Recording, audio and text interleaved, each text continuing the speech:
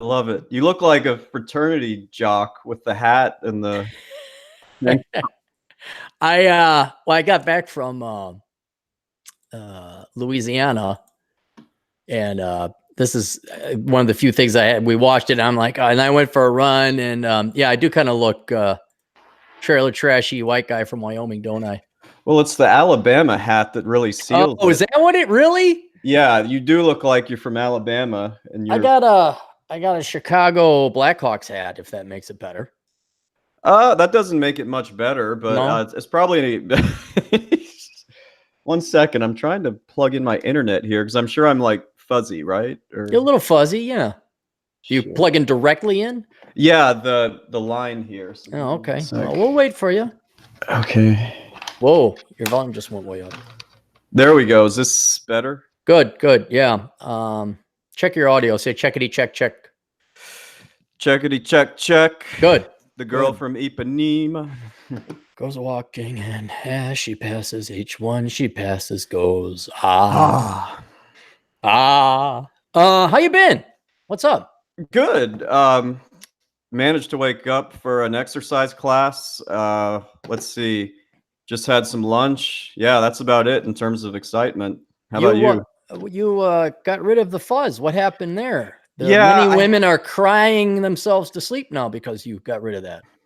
yeah, our groupies are so upset. Mhm. No, I had to do this accounting professional meeting type networking thing last night, and I'm like, all right, this has gotten a little out of control, so I went ahead and just shaved it. Couldn't you just trim it? Don't you have trimmers? Yeah, I started trimming it, and then I was like, fuck it. I mean, it'll grow back in a week and a half anyway. So, So what? CPAs can't have beards? Is that unprofessional? no, it's not unprofessional, but it's like if I'm gonna put on a suit, I just feel weird having like this gangly beard, you Really? know? Yeah, I'll get it I back. dude, it wasn't until I grew a beard did anyone actually even start remotely concerning what came out of my mouth. And now that's like I got that touch of gray going on, that peppered beard. Plus, I tell the whole world to fuck off, and now people are like, "Oh, he's telling me to fuck off. Well, maybe I should listen to him." So I don't know. I don't think the beard would hurt you anyway. Well, I should have shown up like you're dressed right now. Can you imagine me walking in there with those bunch of eggheads? You would have, dude. It's the world. Forget networking, but in terms of success, I'm wondering if it isn't like the movie Office Space, where it's not whether it's good behavior that gets rewarded, it's aberrant behavior. In Yeah. other words, women will take the absolute value of attention. Whether you're complimenting them or insulting them, you're giving them attention in one way or another. So they will take the absolute value. You're still giving them attention. The worst thing you could do is pay no attention. And corporations, since everyone is out there hustling and trying to do better than Mark, and Mark's trying to do better than Jesse, and Jesse's trying to do better than Amy, it's marginally incremental bits of ass kissing and brown nosing that get the guy. And then you're dancing like a circus clown to entertain the boss. Whereas if a la Office Space, you just walked in and said, fuck it, I'm going to fillet a fish that I just caught on my desk and kicked down the walls. That aberrant behavior almost will get you promoted or more respect. So if you came walking in like me, trailer trash Tony here, I wouldn't hurt. It would not hurt your reputation. I think it would be just like, what the hell was that? And then any press is good press kind of thing. Well, you kind of lost me when you said boss because I'm not familiar with what that is. Well, then what was the point of the network meeting then? Oh, it was just, it's good to get together. They had an open bar, and you can try to find the cool person that maybe you can send referrals to and that sort of thing. But I hate to say it, there weren't that many cool people there. I know you're shocked to hear that a meeting full of CPAs doesn't have a lot of cool, sociable people, but I'm glad I'm sitting down to find out that shocking. Are you sure you're just not lying and propagating? I thought CPAs were like the life of the party. unless I went to the wrong room and it was the engineering convention, there were some spurgs in there. Yeah. What about or actually I always got jokes on actuaries that they're, what's the joke? What's the difference between an accountant and an actuary? Let's see, probably about $50,000 a year. Well, that too, but they say an accountant has a personality. Ooh, Yeah, well, I was like, ooh. well, what are actuaries that dull and boring? I don't. Are they really, really sticking the muds? I have no idea. I've only met a few of them, and they weren't terrible. They're just like engineers, not a speck of right brain on them. It's all, well, I'm certain of this, that, and the other. Yeah, yeah. No, I kind of ran into that with economics, where economics is no more than the accounts of a nation or the globe. It's just the mathematical reality of a of a society or a group of people or of a country. And you could point out the truth, like, yeah, this and that, and this. Oh my God, you did that. It's like, oh shit. It's like, I'm sorry, I forgot. You want me to be Paul Krugman? You deserve everybody else's money, and we deserve UBI, and it's not your fault. You're a fuck up. That's what I should have said. That's what I'm sorry. That's how you become a really good economist in today's world. What do you want the numbers to be? All right, here they are, Bob. There, yep. Not your fault, Bill. Nope. It's somebody else's fault. There are your numbers. Whatever. Don't look into the methodology. Hey, how was your weekend down south? Maybe that's why you're dressed like this right now. It's in part that, yeah, some of the clothes are in the laundry because I sweated through a lot. Because we're down in Louisiana, it was 90s and humidity on the low end was 60%, thing up like 75%. So you just kind of sweat. Not as bad as I thought it would be. But yeah, it was great. No, I remember that time we all hung out with you and your crew and Marcus and Vince and all those guys, and we're just at O'Shaughnessy's having a grand old time. And then we got Vietnamese food. When we got the Vietnamese food over on Broadway, I think it was. You might be thinking of Lawrence, but yeah. Oh, I'm sorry. Yeah, no, that's Broadway. You're right. It's all right. I know Chicago better than you. That's okay. You only live there. Every time you come here. What's funny is when you come here, we always seem to just hang around a quarter-mile radius from my office and apartment, which I love that. It's a great area you're in. You're my favorite bar in the world is just down the street from you, man. It's but when we hung out, it was awesome. That's one of the, and then we hung out with your firefighter buddy, and we kind of chauffeured him around because I think you had a date or you were busy or something. And we went up to Evanston, and it was like that, just hanging out with two really cool guys. We hung out with the Great One and Adam Piggott, and we did nothing. Like, I didn't even bring socks because it was going to be that hot. And the Great One only brought sandals, and because we knew we were going to be running, it's too hot outside. We did go to the gym, however. Doesn't the Great One live out west somewhere? Yeah. He lives in the People's Republic of Fort Collins. Oh, yeah. Okay. Yeah. And we just, all we did was we got there, and it was 3 days, more or less, of the same thing. I'd wake up, they'd already be woken up because they're early risers. We get coffee, we hang out at Adam's apartment. We curse, we swear. We do some asshole consulting. We did a video one time, and I was kind of teaching them how to use YouTube and all that because they're old. You did a video with them? I might have missed that. Yeah. No, it's on the Aaron Cleary channel. All right. So we did some asshole consulting, so I could kind of like keep up and not fall too far behind on the consultations.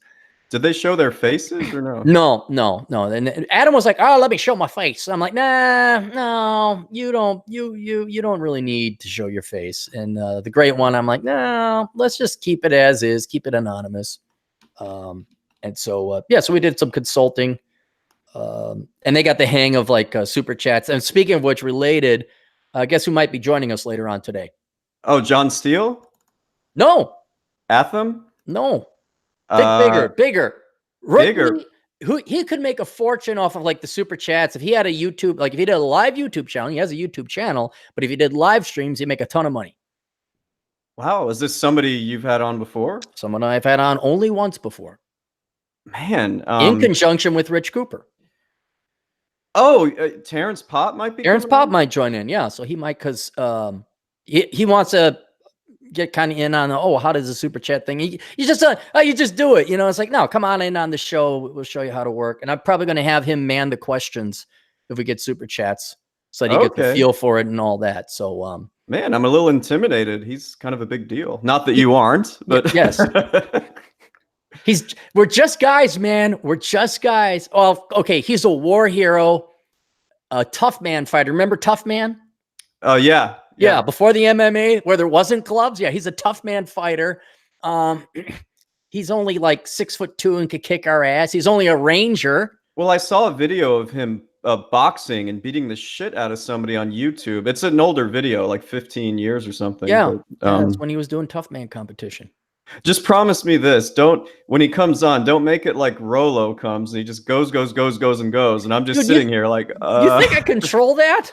I know. I don't think Terrence Pop would do that. No. Terrence is kind of because he's done recording all the time with Blake, his producer, and so it's all scripted and everything, which is a completely different ball of wax than just going live and having a show.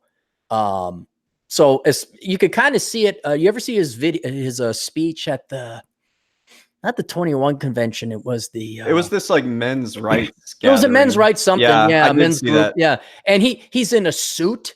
Yeah. He is perfectly well spoken, but that's the rehearsed Pop, and then there's like the edited Pop, you know, like no. But then it's a different ball of wax to just come on and shoot the shit and stuff like that. So I kind of, and he could make a fortune. That's the real thing. I'm like, dude, could you imagine how much super chat money would come his way if he just did a Terrence Pop show? Yeah, he'd get a ton. But yeah, he's got to get used to like being live. Not that I know how to do it, but you know. Yeah, well, it helps with when you have a bunch of people on. So anyway, he might be joining us. Can I? Well, I just got to say, I know you hate internet drama, so you don't have to talk about this if you want. But did you hear about what's going on with Rolo and Donovan Sharp and all that? I've heard it. And yeah, you're right. I do kind of eschew the drama. But it was breaking when we were in Louisiana about to fly back, me and the Great One. Yeah. And I don't know what's going on. Rolo doesn't know what's going on. I trust Rolo, of course, obviously. It makes no sense to me. Why would you get a Rolo? That makes me wonder, like, you know, why'd you get rid of Cooper? Yeah. You know, why? And you know, then there's theories like, okay, there could be a mole, you know, that's about the only way. Well, why would you set up and go to this level of extent that. But I'll tell you this, I've been wanting to talk about piss for the past 3 podcasts. Let me explain. Let's talk about piss, okay? Okay. Any person, man or woman, who has their head out of their ass about the realities of what's happening to Western civilization, to the overall mental health of the nation and the people, what's happening to the quality and caliber of people, and you care about the future, it's bleak. It's just bleak. There's not a lot to look forward to. What we're doing is unsustainable on several levels. Freedom is under attack. You're no longer allowed to be free. We're at this tragic point in time where Western civilization fought many wars over thousands of years, and hundreds of million people have died so that we had this like blip in the grand scheme of human history of true freedom. We got rid of slavery, fought a war for it. We got equal rights. And now that the people have equal rights and democracy, they're going to vote ourselves. And on top of it, we are so damn successful with technology and capitalism that there is no challenge. There is no threat. Our poor are fat. You know, I remember when poor actually meant tightening a belt a little bit. That the quality and caliber of people are just, I don't think they can handle success. I don't think people can handle capitalism and success because they revert back to their slothful, lazy, inner dwelling selves. There's no challenge. There's no rigor. There's no, and so the quality and caliber of it. So as you see the quality and caliber of the people around you deteriorate, you got to find a point and purpose, a reason to live, something to have value.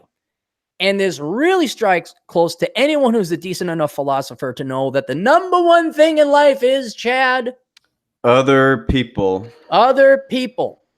And yes, again, we can look at Ferraris, we can look at technology. In the end, you need other people. That's the only reason to live. It's the only thing that really gives life any value or purpose is the love, interaction, and sometimes ball busting from your male friends of other people.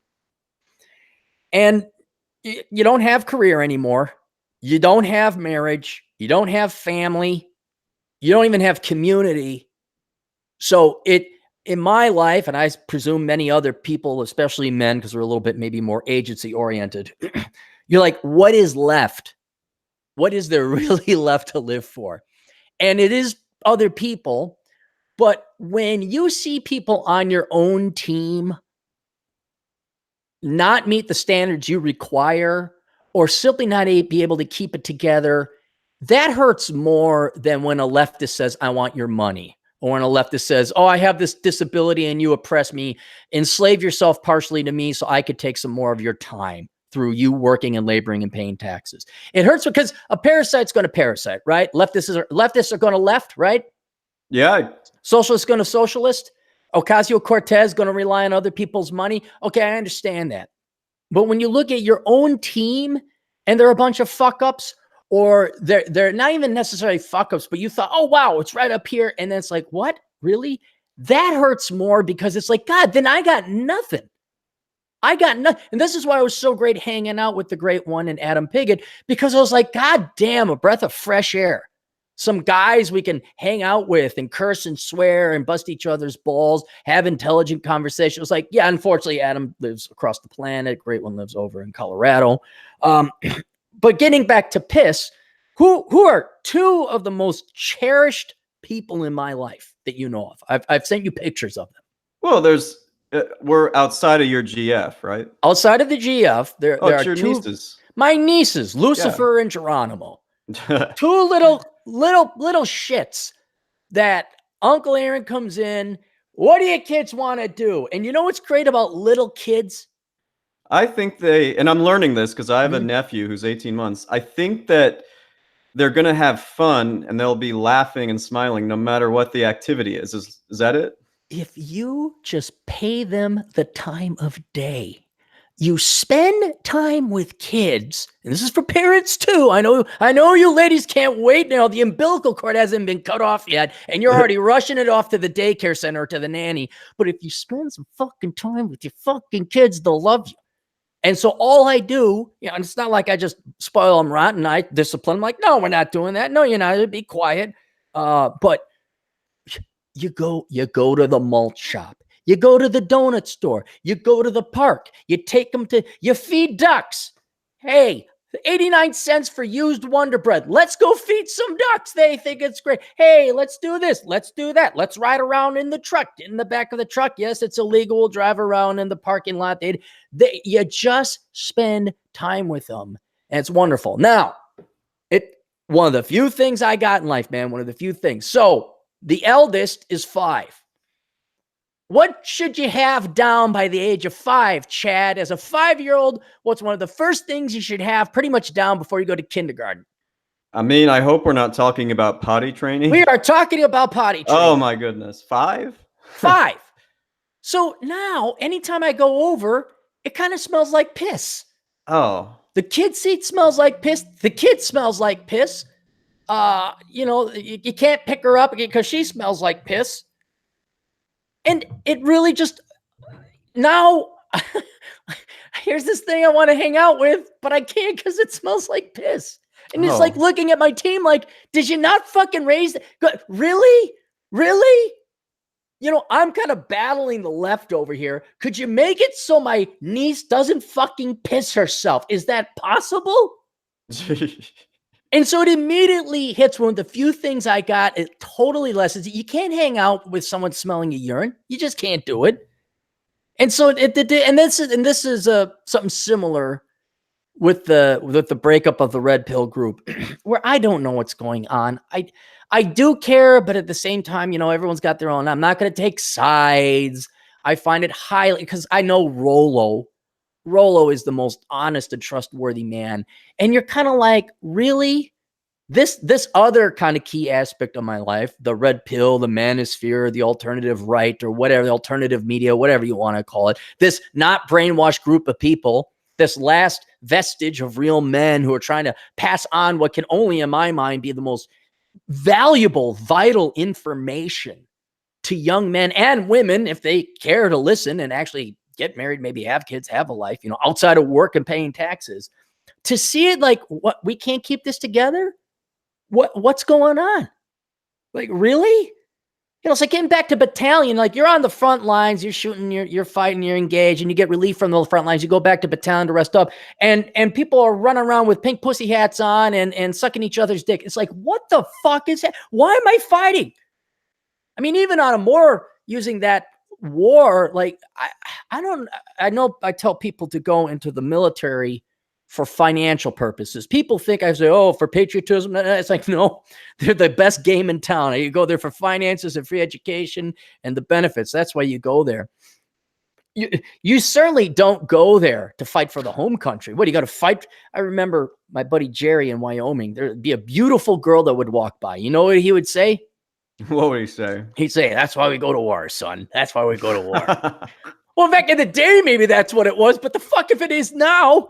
I mean, what am I going to go protect some 250-pound land whale that's entitled and a worthless degree wants to be bailed out of her student loan? There is no guy. And that's another, like, it used to be women that was the number one thing that gave man life and value. And I was kind of like, I got to look out for them like landmines.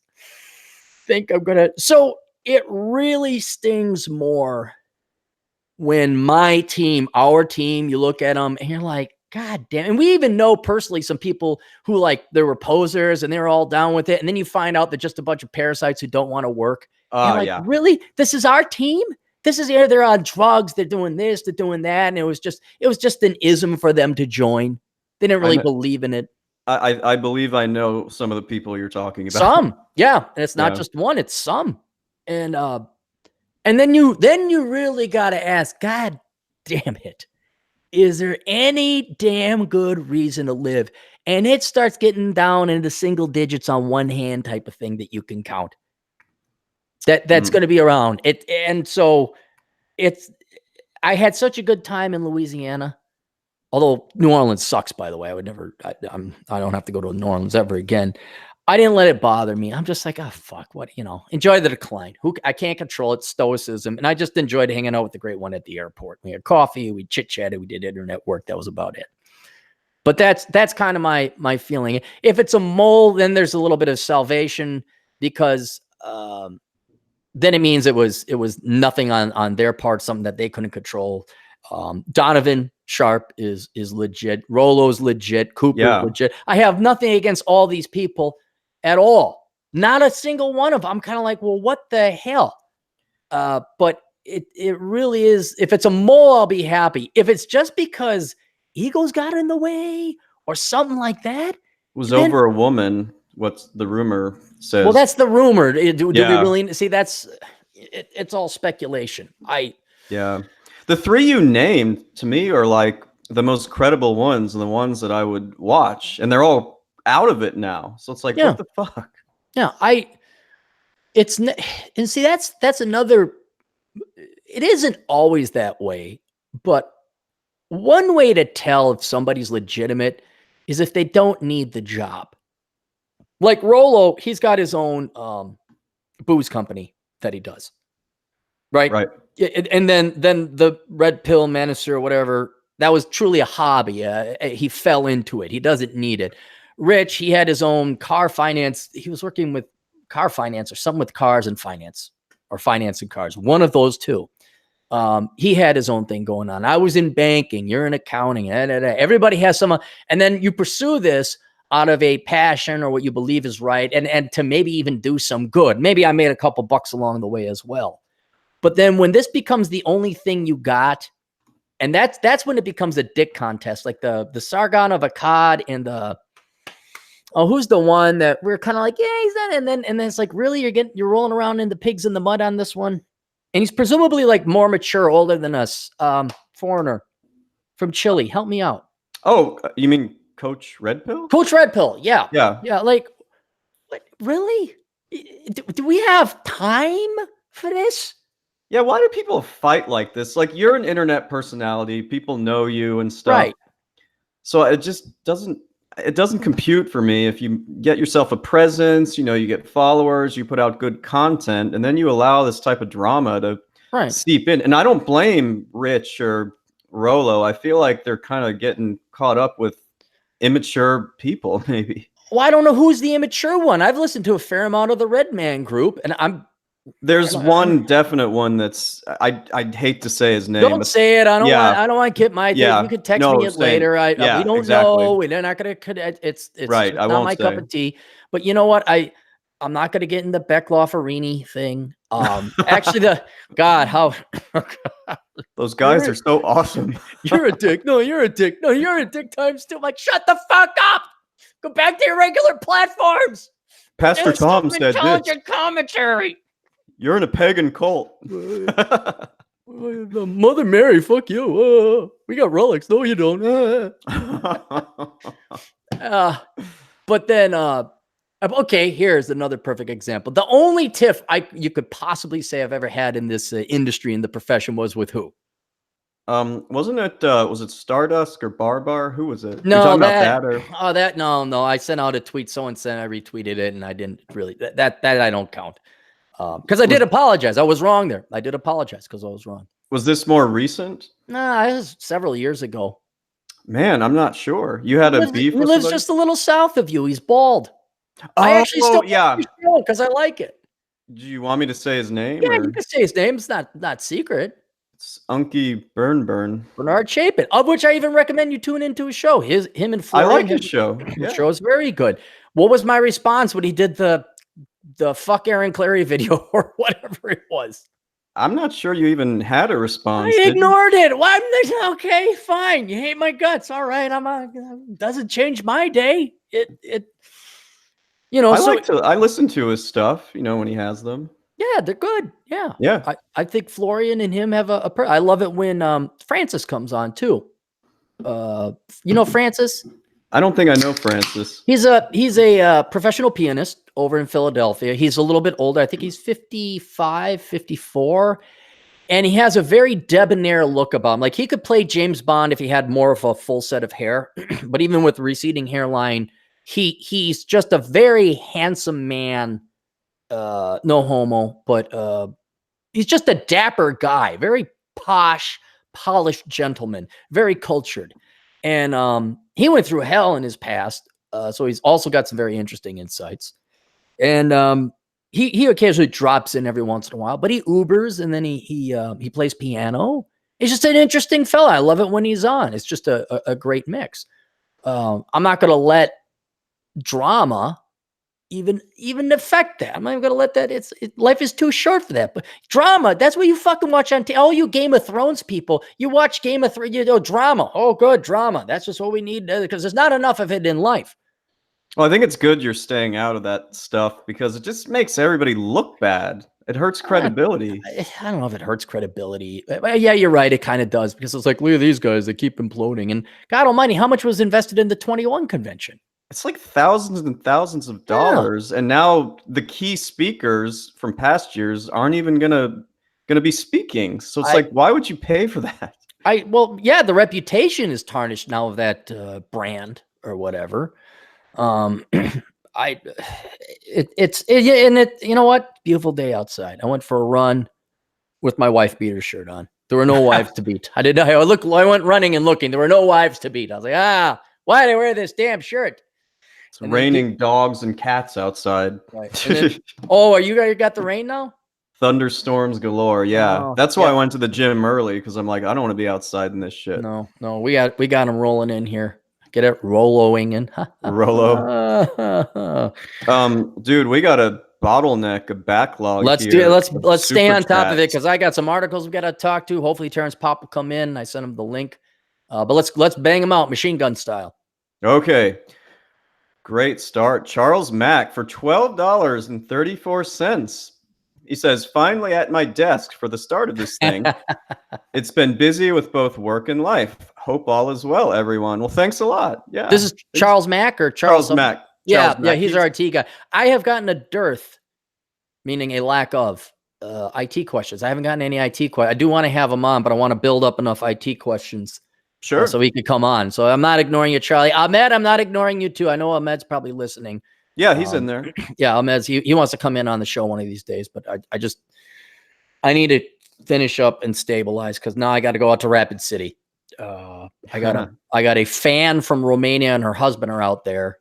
And they're like, we'll come to Minneapolis. I'm like, God, do not waste 16 hours round trip coming out here. I'll go out to you. So I may hop on a quick plane and go visit. GF gets to visit the moms Jeez, later on more this year. trips for you. You just hate staying at home. No, I don't. I really do want to stay at home a little bit more, but it's the same thing with Piggott. Do I want to fly to Europe or worse, Australia to visit Piggott? Or do I want to fly 2.5 hours down to Louisiana?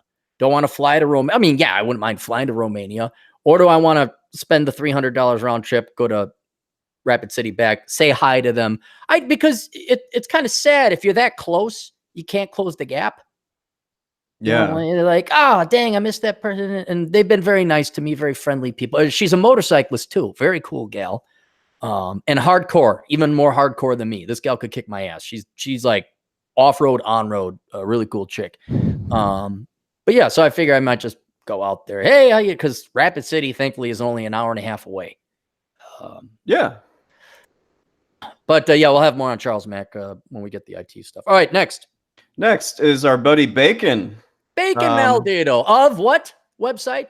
The goddamn bacon.com. The goddamn bacon. And we're Instagram buddies now. He's got a great Instagram channel. It's full of women that are pleasant to the eye with some funny commentary. I've asked him where he got his supply, and he told me. And now what? It's all video instead of images. It's video or audio. We can watch his podcast up there. There's images, but yeah, I happened to click on Instagram yesterday or a couple days ago, and he was live, so I just sat there and listened to it.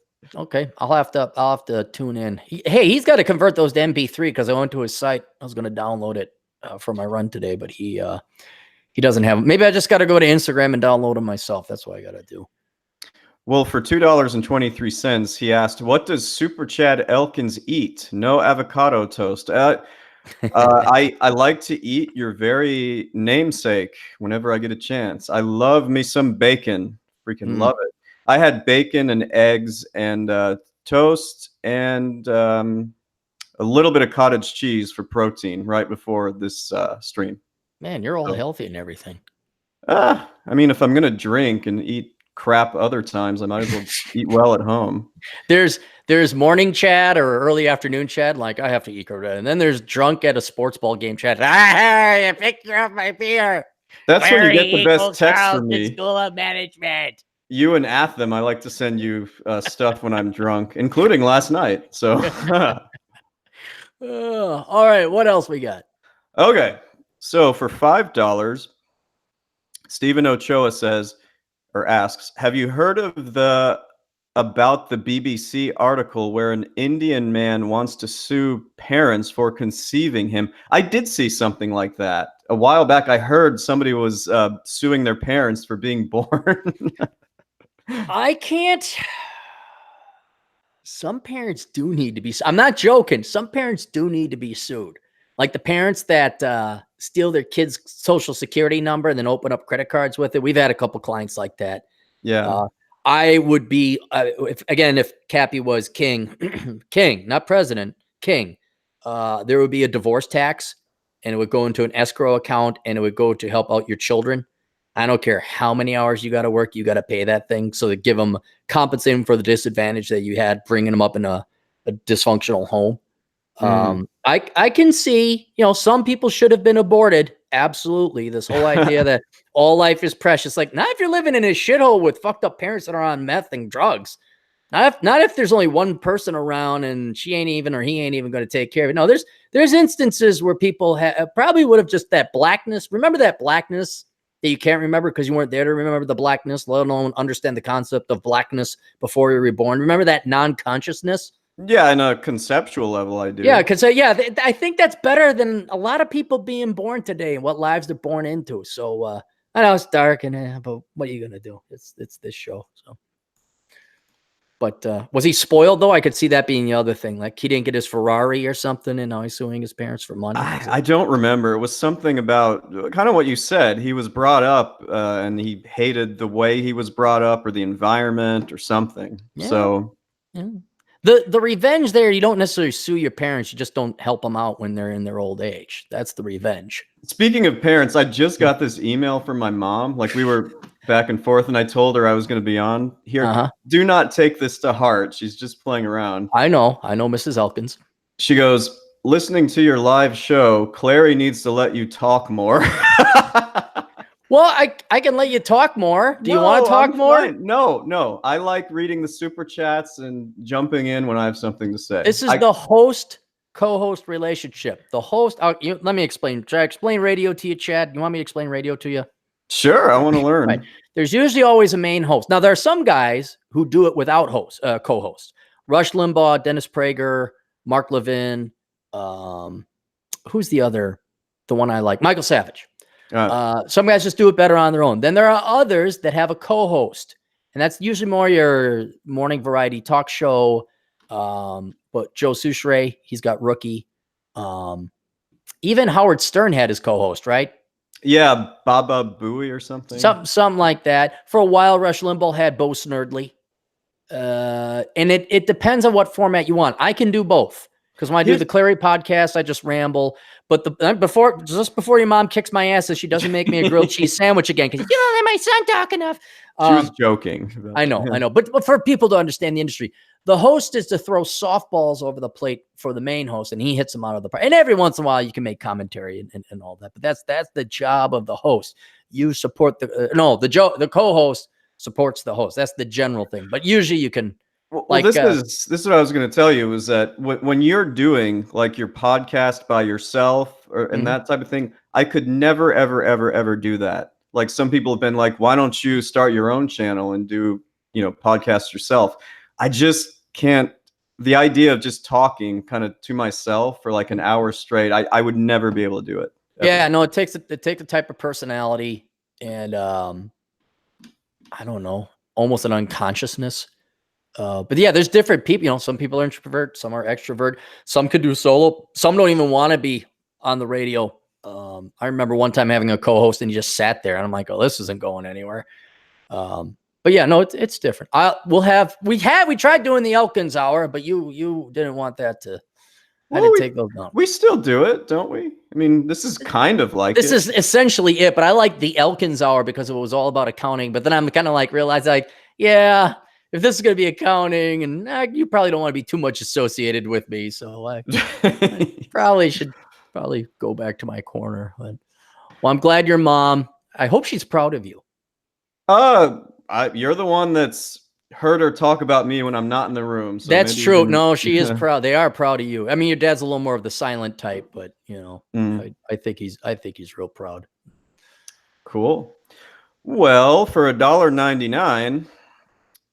Ahmed Khan says, "Get me on, Cap. On my phone, though. He's at school. I think he wants to be on." You got to have this set up. You have to be. We're not doing phone. We're not doing the Mary Jo affirmative action program where it's like, I got a phone.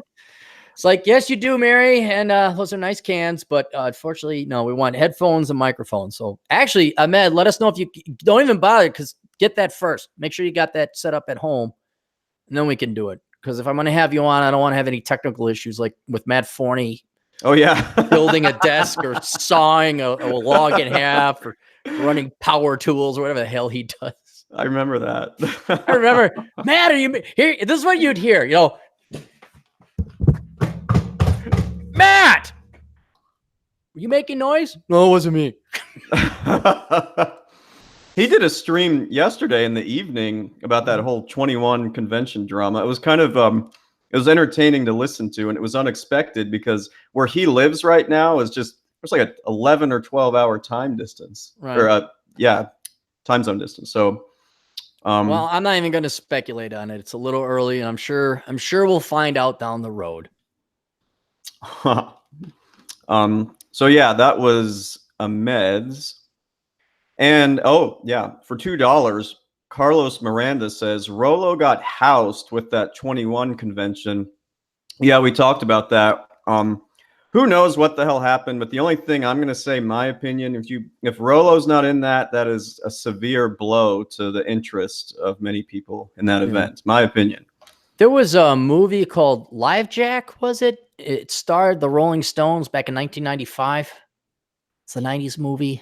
Or Free Jack. Remember that movie, Free Jack? I don't think I saw that one. It was a pretty good flick. Of course, I was like, 20 and pumped full of testosterone back. So maybe it's a dumb movie now, but it's in the future, and there's like this truth telling machine.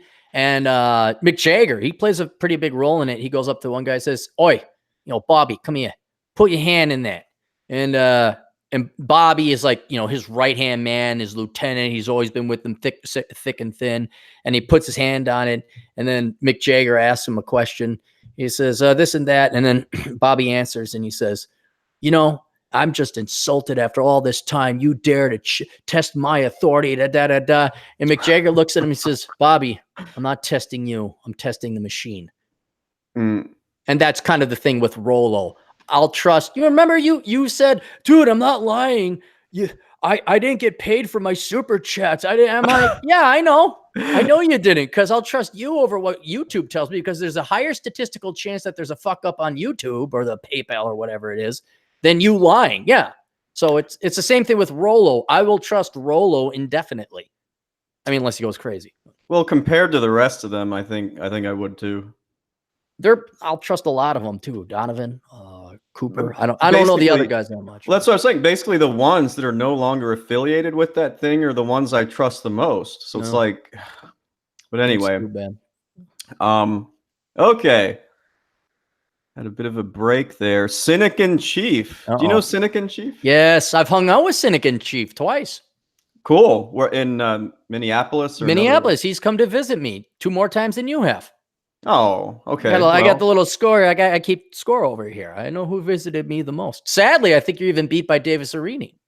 Ooh, that's a low blow, dude. That's a low blow.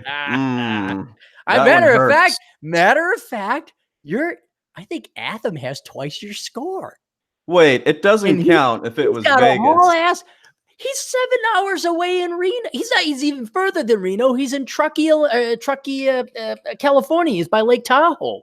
He's got to come 8 hours down. Well, wait a second. That's about the same distance from Chicago to Minneapolis. It is. It's 6 hours from Chicago to Minneapolis. Oh, but you got to fly. So it's an hour and a half flight. You don't get United buddy passes for nothing these days. Hey, you got to know Marcus Brown. Oh, yeah. Yep, I do.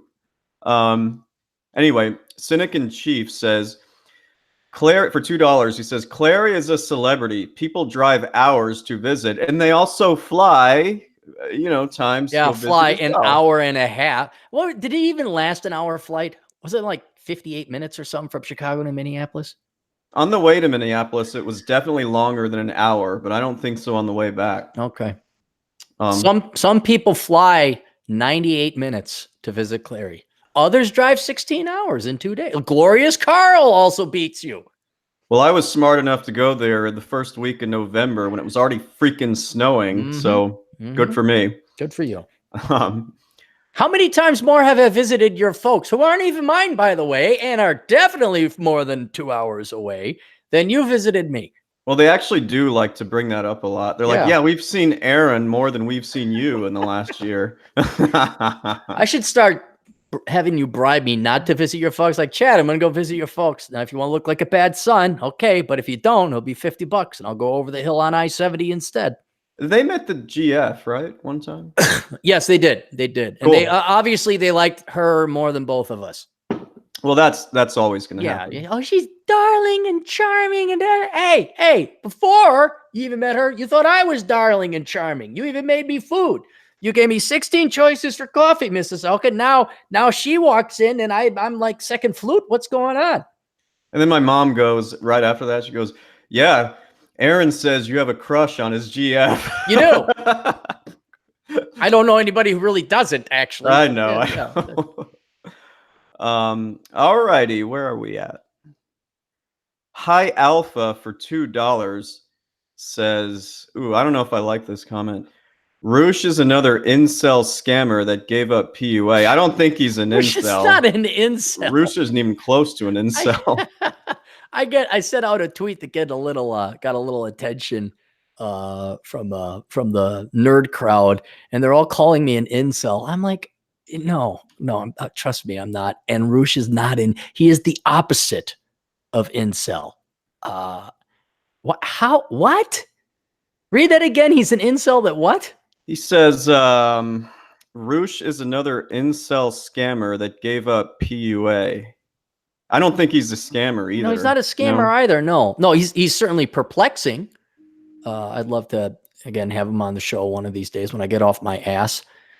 But yeah, I believe there's another one that I'll believe.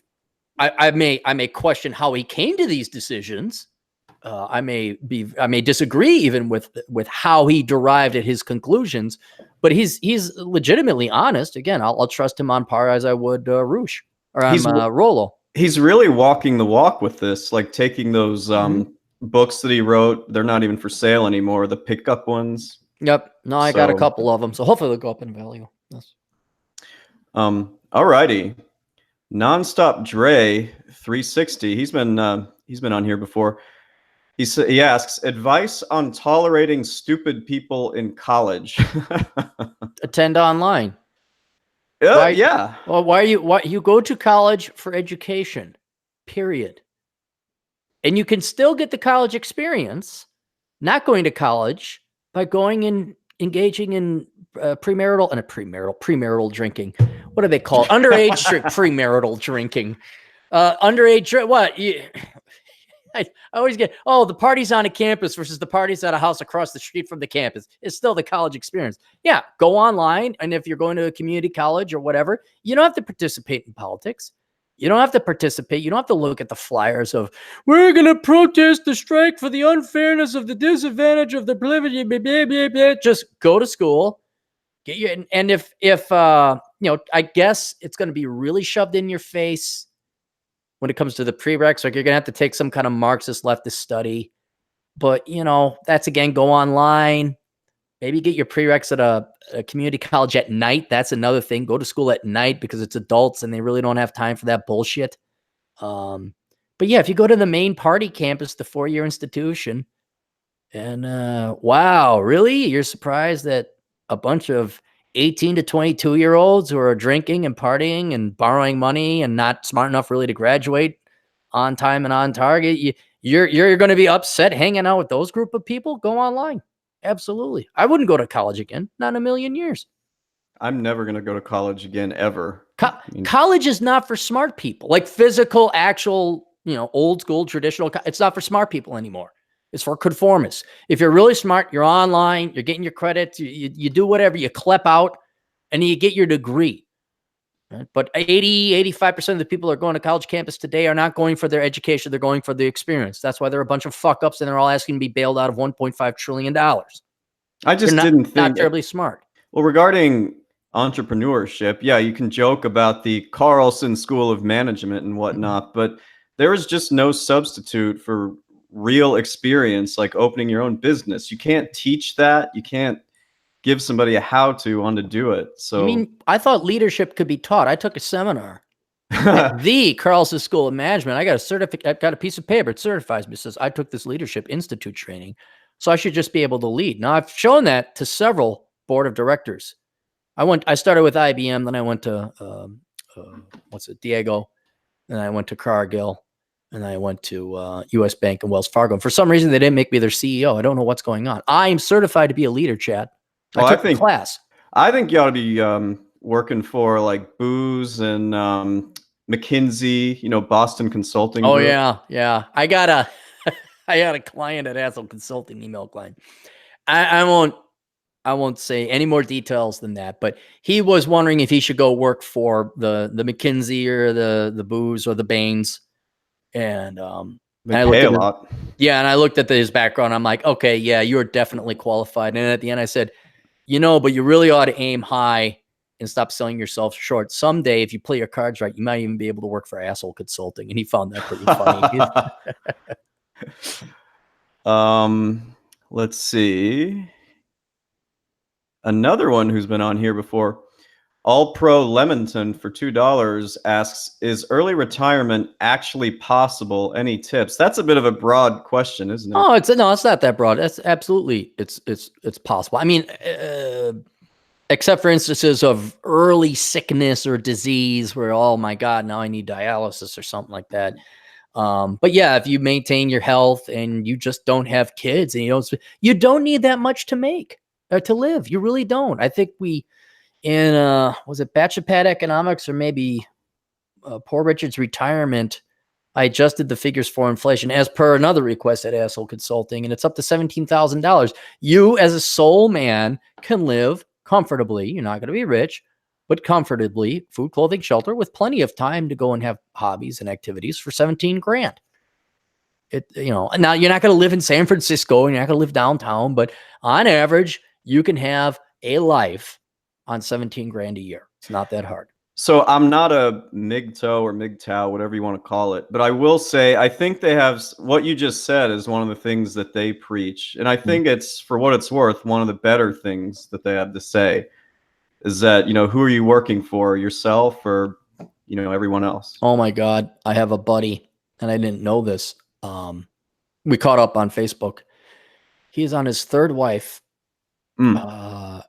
He had 4 with the first one, 3 with the second one, and he's in California. Do you know what his monthly child support payments are?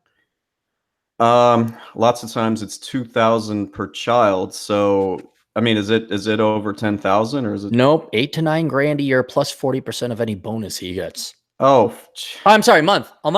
8 to 9 grand a month. A month, yeah. A month. I see this a lot because it can be written off, but not anymore thanks to tax reform. I am so, when he told me, little nieces, they get at your heart a little bit. They're like, what are things that burrow? Burrow? Yeah. Beavers? I guess they're like little beavers. They burrow their way into your heart. You go, look at this little kid, maybe. And then I hear that. I'm like, fuck no. Glad I got the vasectomy. Class of 2006. Gophers do. Minnesota Golden Gophers. Gopher, yeah, who have won nothing. There's just no reason. No. You can get by if you don't have kids. I think it was Molyneux that cited the numbers. But men could get by on a third of what they make on average because 2/3 go to the wife and the kids. And if you simply don't get married, you don't have kids, guys could get by. And the other thing is, I got a pretty good size 1-bedroom apartment here. I could get by on half this.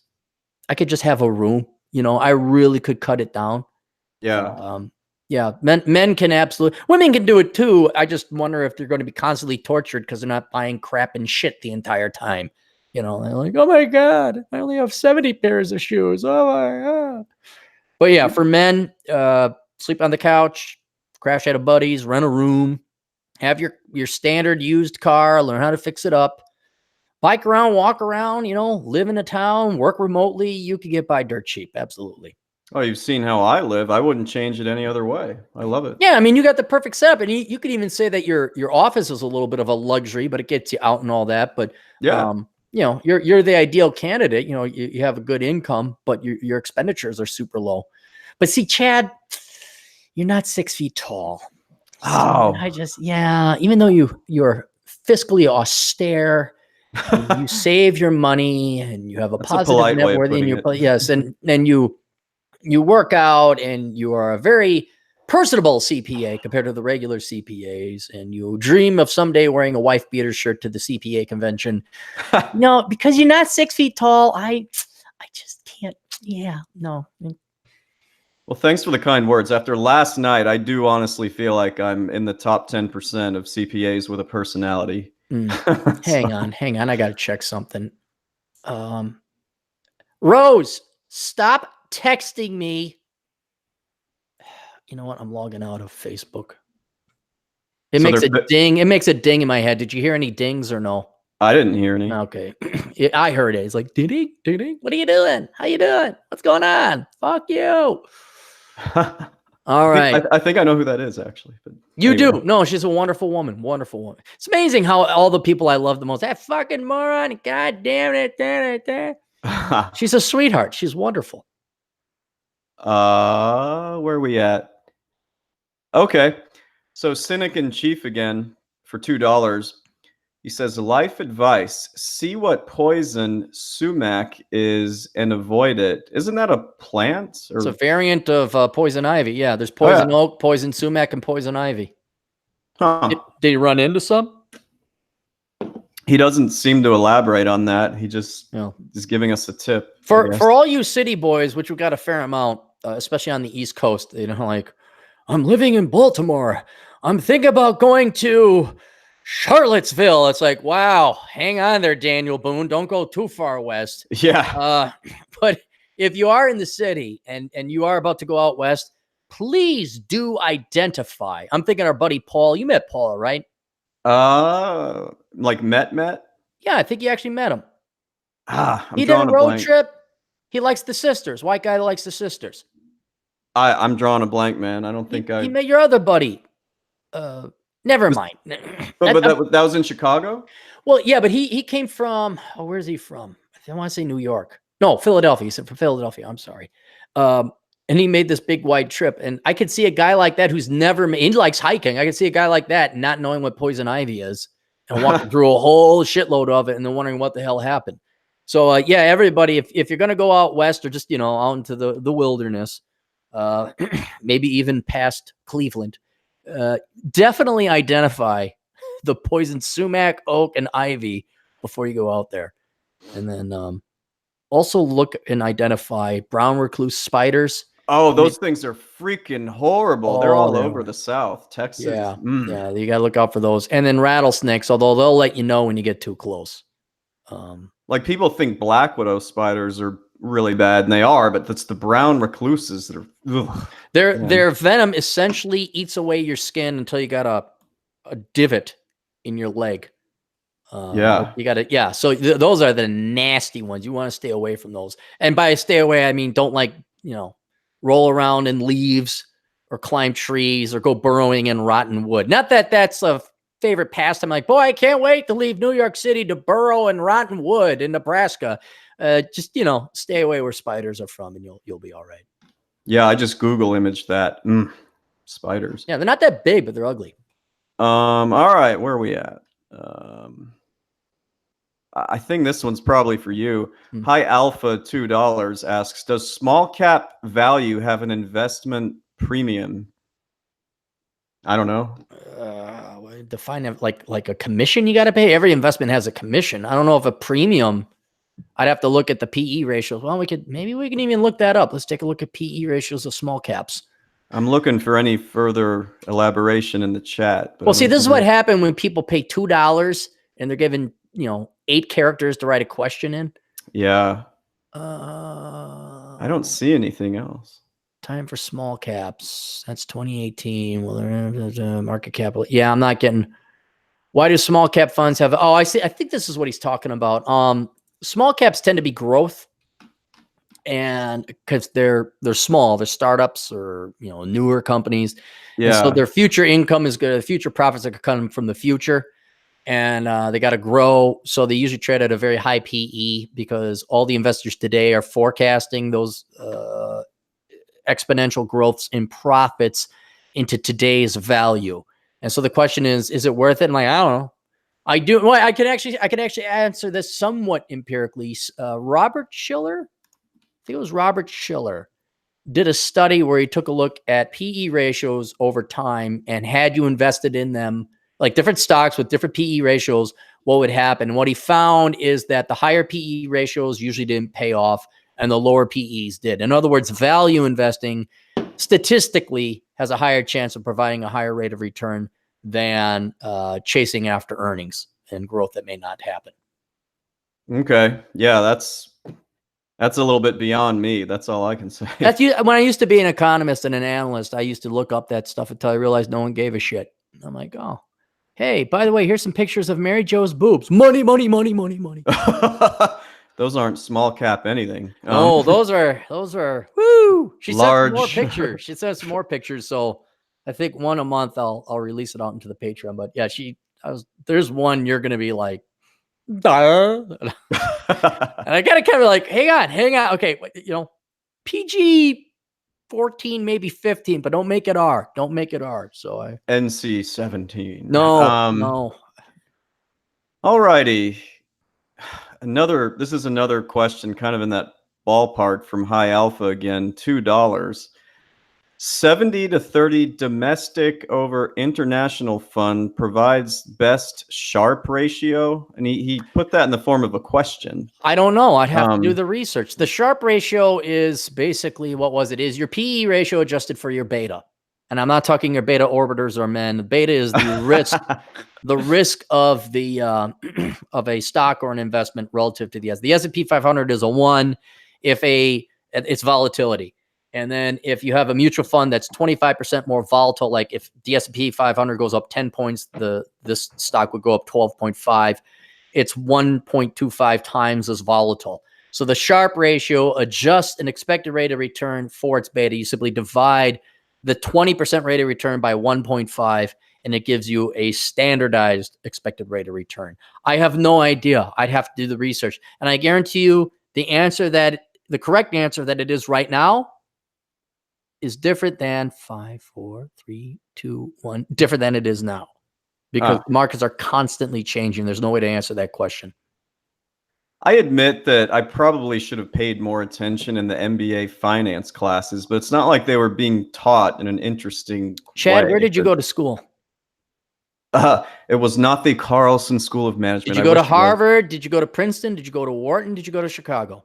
I did not go to the top MBA programs. Then you might as well not have paid attention to your finance class, because you're never going to use it. You'll use it for your own personal finance life. Yeah, but this stuff I never, frankly, needed to learn about. But I should have learned about it. I'll say that. It's interesting. It's like biology. Finance was one of those things where it was, if you had the right class, you had the right professor, it was very math intensive, and there was a lot of stuff to learn, and it was good, and they were right. Like this, the efficient market hypothesis, and okay, how do you calculate alpha? How do you squeeze out the extra rate of return? And when you realize it's very interesting, it's very statistically, mathematically intense. But unless you went to Harvard, Chicago, Kellogg, or Wharton, there's no damn reason for you to go into, because no one's going to hire you. You could have the knowledge. And I predicted the .com, Asian currency, and the housing. Well, the housing bubble was pretty damn easy to predict. I predicted those bubbles using these skills, but no one wants to listen.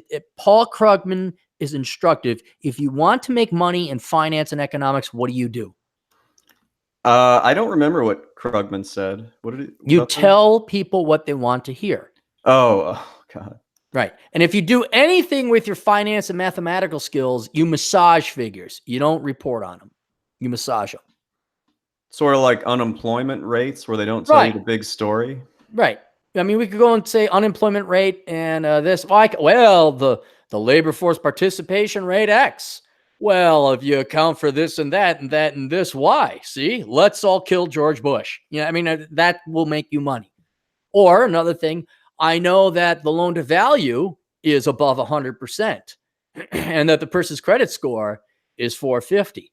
But if we adjust for X, Y, and Z and this and that, and we get a cosigner, well, then this loan is good. And that's every community bank ever. So your finance degree is completely worthless because you're not going to use it unless you use it to lie with statistics. That's basically the only real use of a degree is. A finance degree anyway.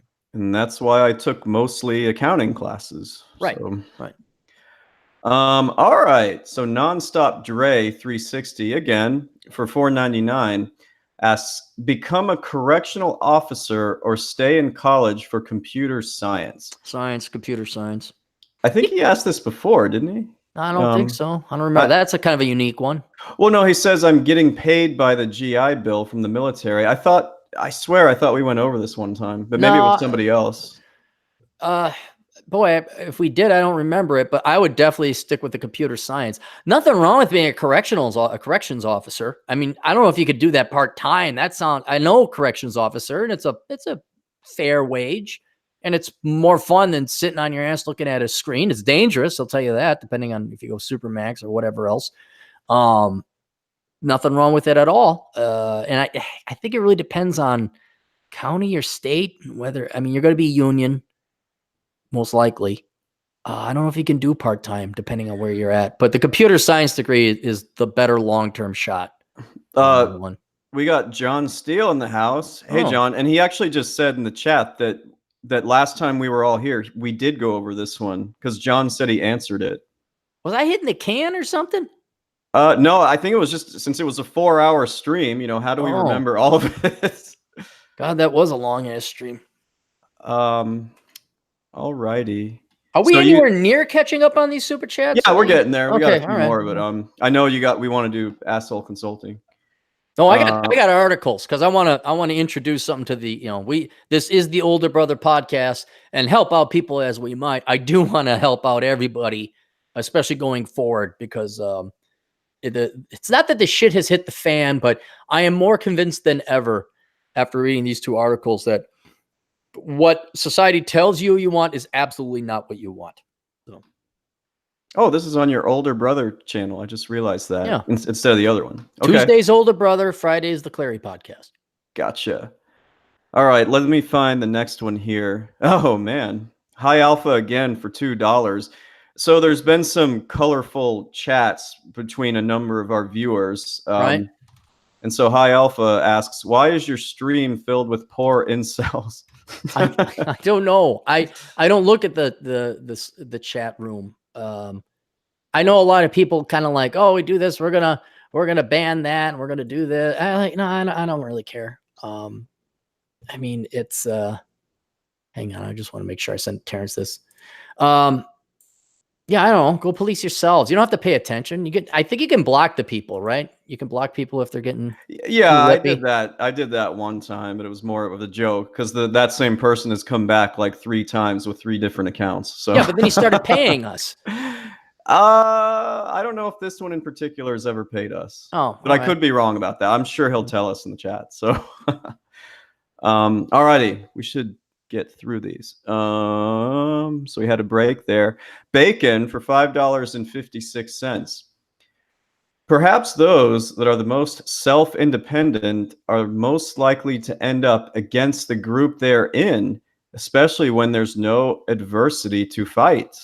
Kind of makes you think, right? I think he's talking about the whole Rolo and Red. Right, but wouldn't the adversity be basically male haters? Isn't there enough? Like, don't we have a common enemy? It really is like, hey, the Klingons and the Federation are duking it out. And it's not even the Klingons and the Federation. It'd be like the Vulcans and the Federation having a minor spat about logic. And in comes the Borg. And it's like, hey, maybe we ought to set aside our differences and deal with this shit first.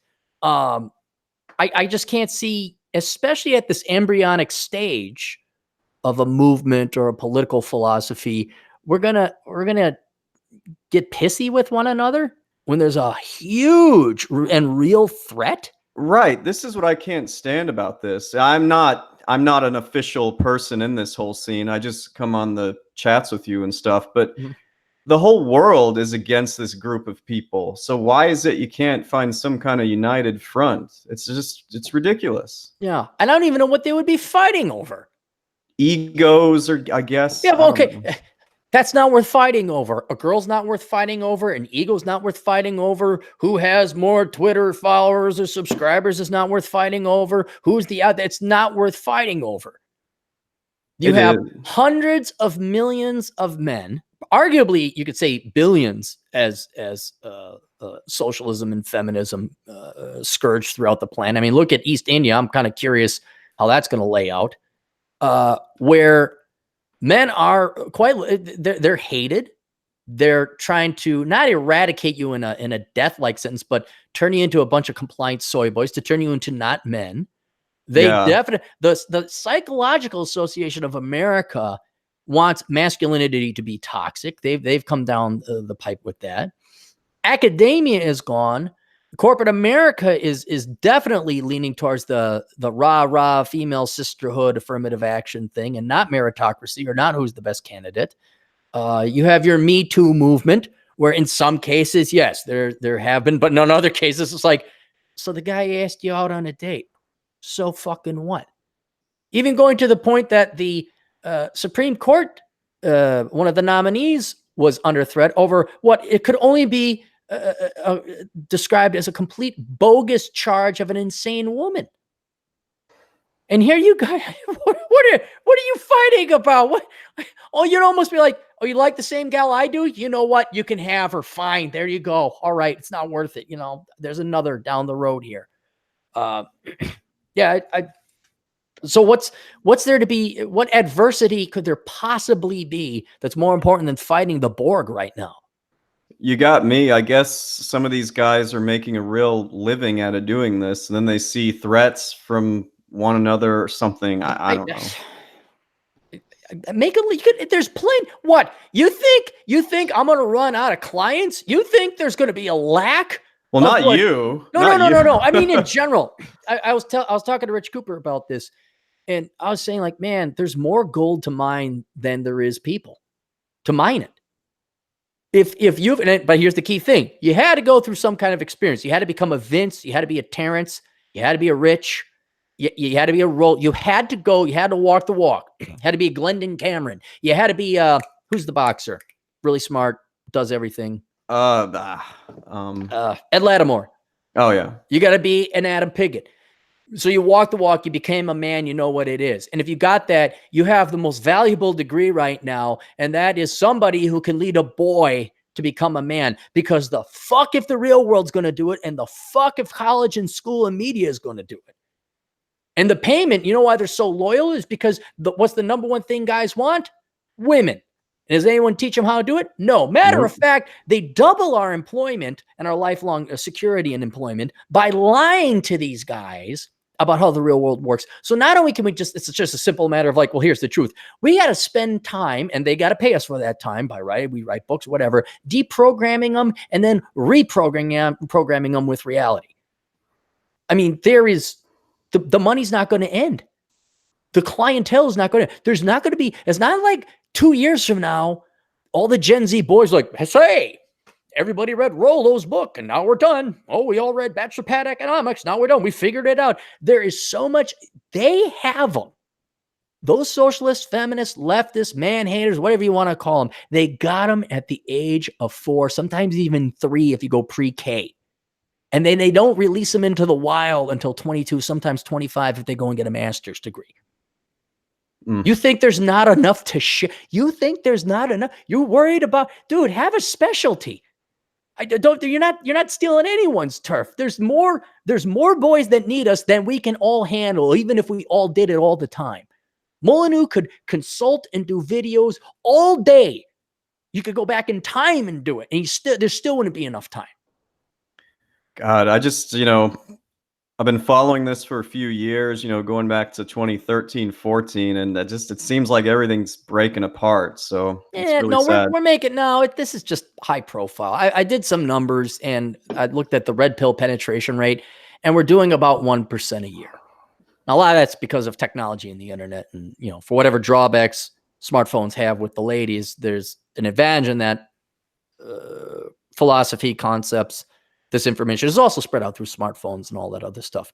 But we're doing 1% a year. And you know what? That may not seem like a lot, but by the time we're dead, that's another 25%. You add that to about the already 15%. You're going to have 40% of the guys woke. That's not bad. It's in other words, it won't be a fringe. I mean, look how feminism started. I'm sure it was some kind of, those crazy women expecting the right to vote. And then they won and they got the right to vote and driving and all that other stuff. The real issue that the red pill and the manosphere are going to have to face maybe 100 years from now is like, are you going to stop? Or are you going to go on the war path to just become the supremacy movement that the feminism has become now today? Are you going to become a hate movement like they've become? I would say time will tell, but who the hell we'll be knows? dead. We'll be dead. All righty. Atham for $2. Good old Atham. What a great comment.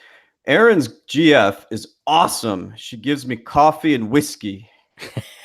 I don't know if she gave him the whiskey. He just kind of took it. Oh, I remember that story. Yeah. Oh, Erin, you mind if I have that? Go ahead. And I'm like, it's an empty bottle. I'm like, what happened to? I'm like, damn it, I gotta go buy some more. Because the GF, her being an accountant, she counts. She knows like how much whiskey is left. Like, it's a good quality to have. All righty. Who's next? Krillin 876. Hey, Krillin. Top 10% isn't a high bar, LOL. I have a BS in accounting. I think he was referring back to my comment about how I feel like I'm in the top 10% of CPAs when it comes to personalities. Because let's face it. Have you kissed a girl? I think so. I'll go back. More than one? Have you kissed more than one girl? Yeah. Come to think of it, there's Okay. been maybe like two. Okay, No. you definitely in the top 10% then. Yes. Yeah, but he's right. It's not a very high bar because some accountants, I don't know why they have such weird personalities. I don't know, but Chad, whatever. I'm sorry you're not in the top 10%. I'm sorry. You know why? Top two? Why is No, that? because you're not 6 feet tall. See, all those great Oh, qualities you have, you're not 6 feet tall, Chad. So sorry. And for I, that reason, I'm out. That's I just remembered what one of the other sixes is. It's you have to be 6 months, at least 6 months out of your last relationship. That's what when how Rich many Cooper was sixes going over are they there. gonna wait? Okay, There's five, I think. there's five. 6-inch dick, Yes. 6-figure income, Yes. 6-pack abs, Yes. 6 feet tall, Yes. 6 months out from your last thing. Yeah, there Okay, there so we might are be at five. one more because it's the six sixes, but those are at least five of them. Maybe somebody knows the other one. What would possibly be the other six? Uh, six bedroom house. I don't know. Something about a car, maybe. Well, Rich would be the Because one to know that. yeah, maybe six. I don't know. 60 grand car minimum. Could be that. Alrighty, let us keep going through these. Rage on. Uh-oh. Oh, I got him. We got him on Asshole Consulting. So, but what has he got? What's his question this time? So Rage on for $2 Canadian. You might have to forward this one to somebody else. All right. How much money for Mary Joe to take my V card? V card. Virgin. Oh. It'd be more than $2 It'd Canadian. be I'll say more than that. $2 Canadian. Yeah. I could ask her. I'm going to guess it's going to be the balance on her mortgage. I can always ask. I'll ask. I want a commission. I want a 10% commission. Aaron, how'd you get that new car? I got a 10% commission on a deal. Let me tell you about it later. All Pimpin' theoretical, Larry. of course. I'll ask her. I'll ask her. It's probably going to depend on how you look. I guarantee the price is going to go up if you're ugly. I don't think I see her in the chat. So I think she's working. Those darn GDP producing women who support themselves. What the fuck is work? I don't know. I'll figure it out. Oh, you'll find out come mid-January. Actually mid-August. But anyway. Okay. Hi Alpha again. $2. Factor funds, parentheses, size, quality, etc., are good to buy. This is more of the investment type stuff. I don't know. I don't know. I don't even know what that question is. Fact or fund? Factor funds, like the factor of the fund, is it size, quality, etc., which are good to buy? I don't know. Here's a website that Alpha guy can go to. Go to morningstar.com and they'll do all the analysis for free that you want on any mutual fund you want to take a look at. That's one of the few websites that are worth their weight in gold out here, even though websites don't weigh anything. But had they weighed something, morningstar.com would be worth its weight in gold. And you could do all sorts of analysis of mutual fund types, sectors. But I gave up on it because it always changes. 5 years from now, those numbers are all going to be different because it's always a backwards looking study. There is no science there. It's like girls. You can apply a fair amount of science. You can apply some general rules, but in the end, it's adaptability, it's foresight, it's risk assessment, it's an art. That's what it is. So I just saw something here. So John Steele is in the chat, and he was sort of talking, or he has insight on what we were talking about earlier. Does he want in? Yeah. Do you want to send him the link? Yeah, let's get him on here. Let me do this. Hang on. Sorry, John. I just saw that.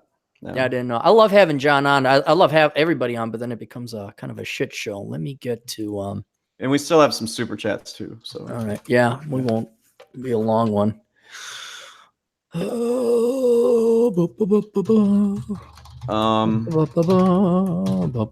While you're doing that, I'll take a stab at the next one real fast. Okay. For $2, Darius Thurman asks, how do you cure poor self-image? You just have to work on yourself. The things that you don't like about yourself, whether it's getting in shape, public speaking, how to be social. You just kind of practice and work at it, right? Am I onto something there? No, I'm sorry. I'm not paying attention. Rich Cooper just tweeted out something from a Sarah Whelan Curtis. She says, yes, I did a photo shoot with my thesis, longest labor ever. She's wrapped her thesis up in a little child's blanket and she's holding it like a child, like she's pregnant. Oh, I see it. I I'm have on there now. retweeted this. See, this is the psychopathy we're fighting against here. Holy shit, I got 8,100 followers. Wow, that drama did boost my ratings yesterday, 2 days ago. Yeah, that's a terrible picture. That's horrible. You women love your careers more than you do children. That's not even your career. That's a worthless. She's no engineer. I'll guarantee you that. PhD life. Anyway, so there you guys go. Let me get John Steele in here. Okay. Well, anyway, I think a poor self-image, you just work on yourself. Maybe a cop-out answer, but I don't know. What was the question? Just how do you cure poor self-image? Like if you feel bad about yourself. I'm done. Here's people who have poor self-image. You're lazy because you don't want to go out and work out. Don't even say, oh, it's always join the military, get out and work. Yes, it is. I'm so sick. I hate people who feel sorry for themselves. Because you just want pity. Do you want pity or do you want to live your life enjoying life? Go out, run, hit the gym, diet, get hobbies. And if you're an introvert, then there's nothing wrong with being an introvert, okay? But at least go and get physically in shape. I'm an Suffer introvert. pain. Yeah, but you hit the gym occasionally. I try. Gentlemen. Ooh, John's here. Hey, John. Hey, good afternoon, gentlemen. How is everyone doing? Good. Great. How's life? Very good. Very good. Actually, beautiful weather today in Seattle, believe it or not. You got the sun? Yeah, I got the sun. It's warm. So actually, I don't even know what the temperature is, but it's actually hot. Got the fan on. Nice. I'd just like to take a quick stab at a couple things mentioned. Mutual funds. Don't believe in them for a couple reasons. One, if you look at mutual funds that have done really well, let's say within the last year, the same mutual funds the next year, let's say they outperform the S&P by 10%, which is outrageously good. You'll see the next year that they underperform it by 20%. This is a general rule that tends to be true. Also, they have management fees. For long-term investing, my particular strategy, buy the tracking funds of the indices of the S&P itself. There's no management fees. It just tracks the market. Long-term, the market goes up, the market goes down, but in the long run, the market always goes up. That's the one truism of long-term investing. If you don't believe me, you can track the Dow since 1929 to today on any investment website. I've heard people say that. I think that's a wise thing. Good advice to give. Yeah. That's about. Hang on, can you guys hear me? There we are. Yeah. Okay. All right. That's about one of the only things worth learning in a finance degree, which really they should teach you some stuff about lending, but the number one lesson is people never beat the index. And here's your degree. Goodbye. Not consistently. Yeah, no, I know. That's why you have these robo advisors. I recommend things like Betterment, and there's others. Robinhood and all that. Yeah. They don't even try to beat the index. They're just a low cost index mutual fund provider. And you don't even have to go through a mutual fund. You can just buy the tracking stock. So right, you could buy the spiders. Right. Exactly. Yeah. And you can mix it up too. Like let's say you have a hard on for tech stocks, like they have ones for that. There's tracking stocks that track the Russell 2000, the NASDAQ as a whole, the Dow, the S&P. So if you want to, you can mix it up if you're a younger guy. Mm-hmm. And also, there's some basic theories on like how much of your money should be in the stock exchange versus how much of it should be in more secure investments like CDs, treasuries, et cetera, like that. Generally, it's, like in your 20s, you want it to be, let's say, 80-20, and then... It depends on your life expectancy, too. Yeah, I used to teach the finance class, and it's like, well, you got to consider your folks' age when they died or if they're still alive. Well, so, like, do you have a wife? Are you planning to get kids? When will you need this? When will you need the liquidity? For those people, the safe part of their investments, I recommend CDs. Actually, pay a slighter high interest over treasuries. I recommend you ladder the CDs. So let's say you have $20,000, you put them in 2,000. I'm just picking the number out. You put them in $2,000 CDs every month or every other month, so you always know you're going to have $2,000 that's going to be maturing. Like let's say once, so you can always count on that money. If you don't need it, you reinvest it. If you do need it, you have it. Mm-hmm. So those are just some very, very basic advice that people could put into practice.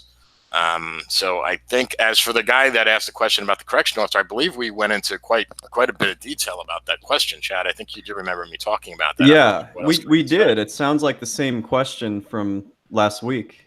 I recommend it simply because, I mean, within the limited That was a context. cop. That was a cop, not a correctional officer. I remember that one now. Well, it's basically the same thing. I mean, as far as if you're looking at as far as your future goes, it's the same thing. It is a union job, either city, county, or state.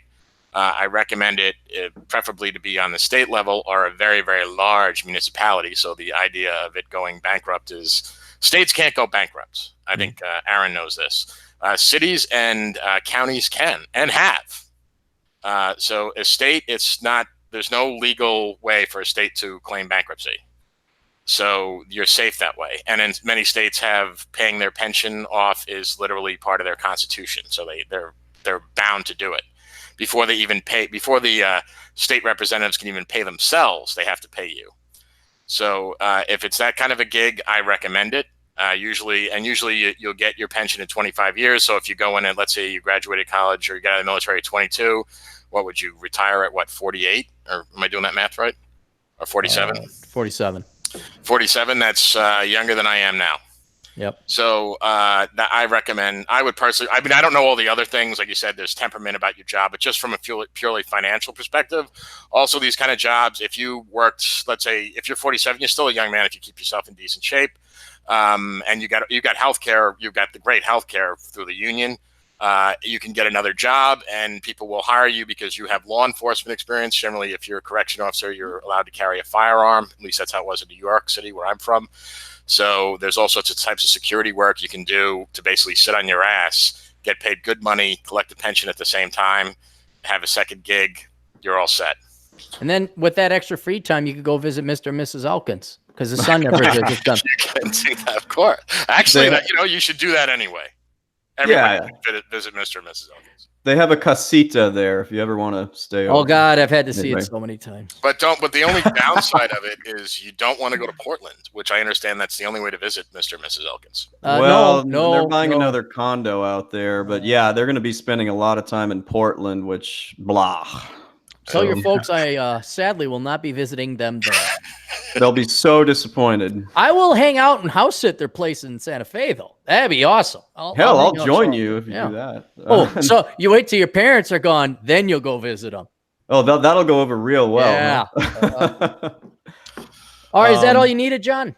Well, I think there was some questions about the stuff that's going on in the manosphere. Okay. Yeah. I don't know if Chad, you might have some questions because I think you were following a little bit. I don't think Aaron was. Yeah, what's going on? Well, basically what happened is Anthony Dream Johnson. I mean, you know the guys. Hang on, hold it. Is this verifiable or is this speculation? Because again, I don't want to get into drama. No one's ever done anything to me. Do we know this for a fact? What, that he calls himself Anthony Dream Johnson? No, I know that, but you're about to. It's like the lineup for you to about to say. So there's this tribe, right? And there's a number I really like, and it's more than 5,999,999. I just want to make sure that we're not. I mean, this is verified. It's as verifiable as all right. His posts are on the what he said. I mean, okay, please update us then. Well, he banned Rollo Tomasi from the future 21 cons, including there's one in Poland, Warsaw, Poland, that's coming up in a few weeks. There's another one in Orlando that I was supposed to go to. In October, right? In October, correct. Yeah. I forget the exact date. In October, in Orlando. That apparently, according to Rollo, he has messaged me, he's banned from both of those. He has been locked out. Now, this is not speculation. It's true. He's been locked out of the their private group, their server thing, that show that they did, the Red Man group. Red Man, yeah. All that. So and the interesting tea, so to speak, is a video that's in public record, not speculation, by how do you say his name? Hotep Jesus, or how do I say? Hotep Jesus. Hotep. Yeah, it's a Hotep Egyptian Jesus word or something. Hotep Jesus was invited by Rollo to attend the 21 convention, and he accepted. He didn't know anything about the 21 con. He didn't even know what it was, but apparently Rolo was a fan of his work, thought he was really fun. He was a funny guy. He was the one that got the reparations coffee in the Starbucks. Oh yeah. Is that the guy? Yeah, that's That's him. him. Oh, Okay. So you see, Okay. you learn stuff when you have me on. Yeah, Okay, yeah, so yeah. that's what made him. That's what made him, famous worldwide. oh, Tep, Jesus. He came on. He got the reparation Starbucks, and he filmed it. So anyway, so he made a video where the Anthony Dream Johnson. Dream. Can you believe some faggot calls himself? Anyway, he still wanted Jesus to come to the thing, and he's like, "No, Rolo's the guy that brought me in. I don't even know who the fuck you jokers are. He's the only one that So no, if he's not on it, I'm not going." And the guy, and he got all the thread messages, and he posted a video on his Twitter. Jesus did, and he said, I have all the the internal DMs, and he said this was over a woman. The falling out with Rolo was over a woman. This is Jesus telling us. This is not speculation. This is what Jesus said in his video, that it was over a woman. And he's asking whether or not he should spill the tea, and he says he's going to leave it up to Rolo. So I don't know if what Rolo will do or not. Now, I think the basic problem people have with the 21 convention is as a con. Basically, they're charging fuckers like what, $2,500 to go to a convention. That much? It's insane. Yeah. For shit you can freely get on the internet. I mean, dude, you can go hear Roosh speak. $2,500? You can hit. Well, I think if you go at the early bird special, it's only $2,000. So not including like logistics, not including the hotel. Yeah. Or transportation.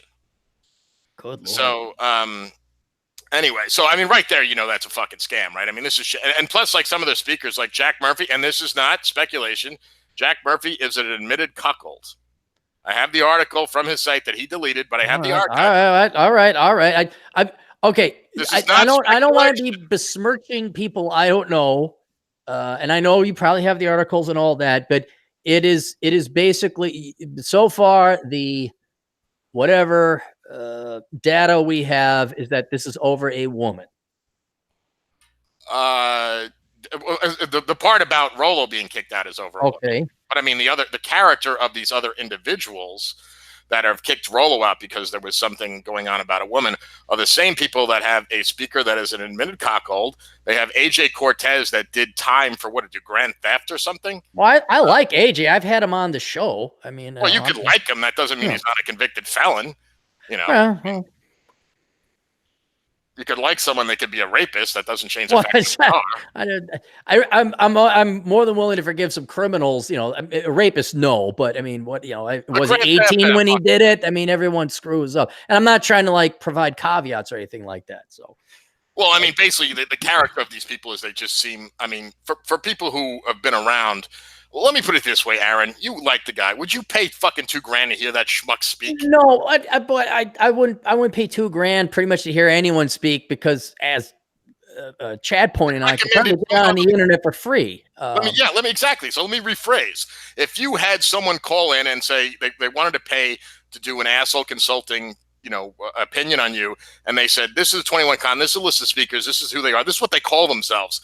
Texas Dom, Anthony Dream Johnson, people who sell fucking tactical soap, for fuck's sake. And they said they want $2,500 for me to go to a conference that doesn't include the hotel or the airfare or any expenses.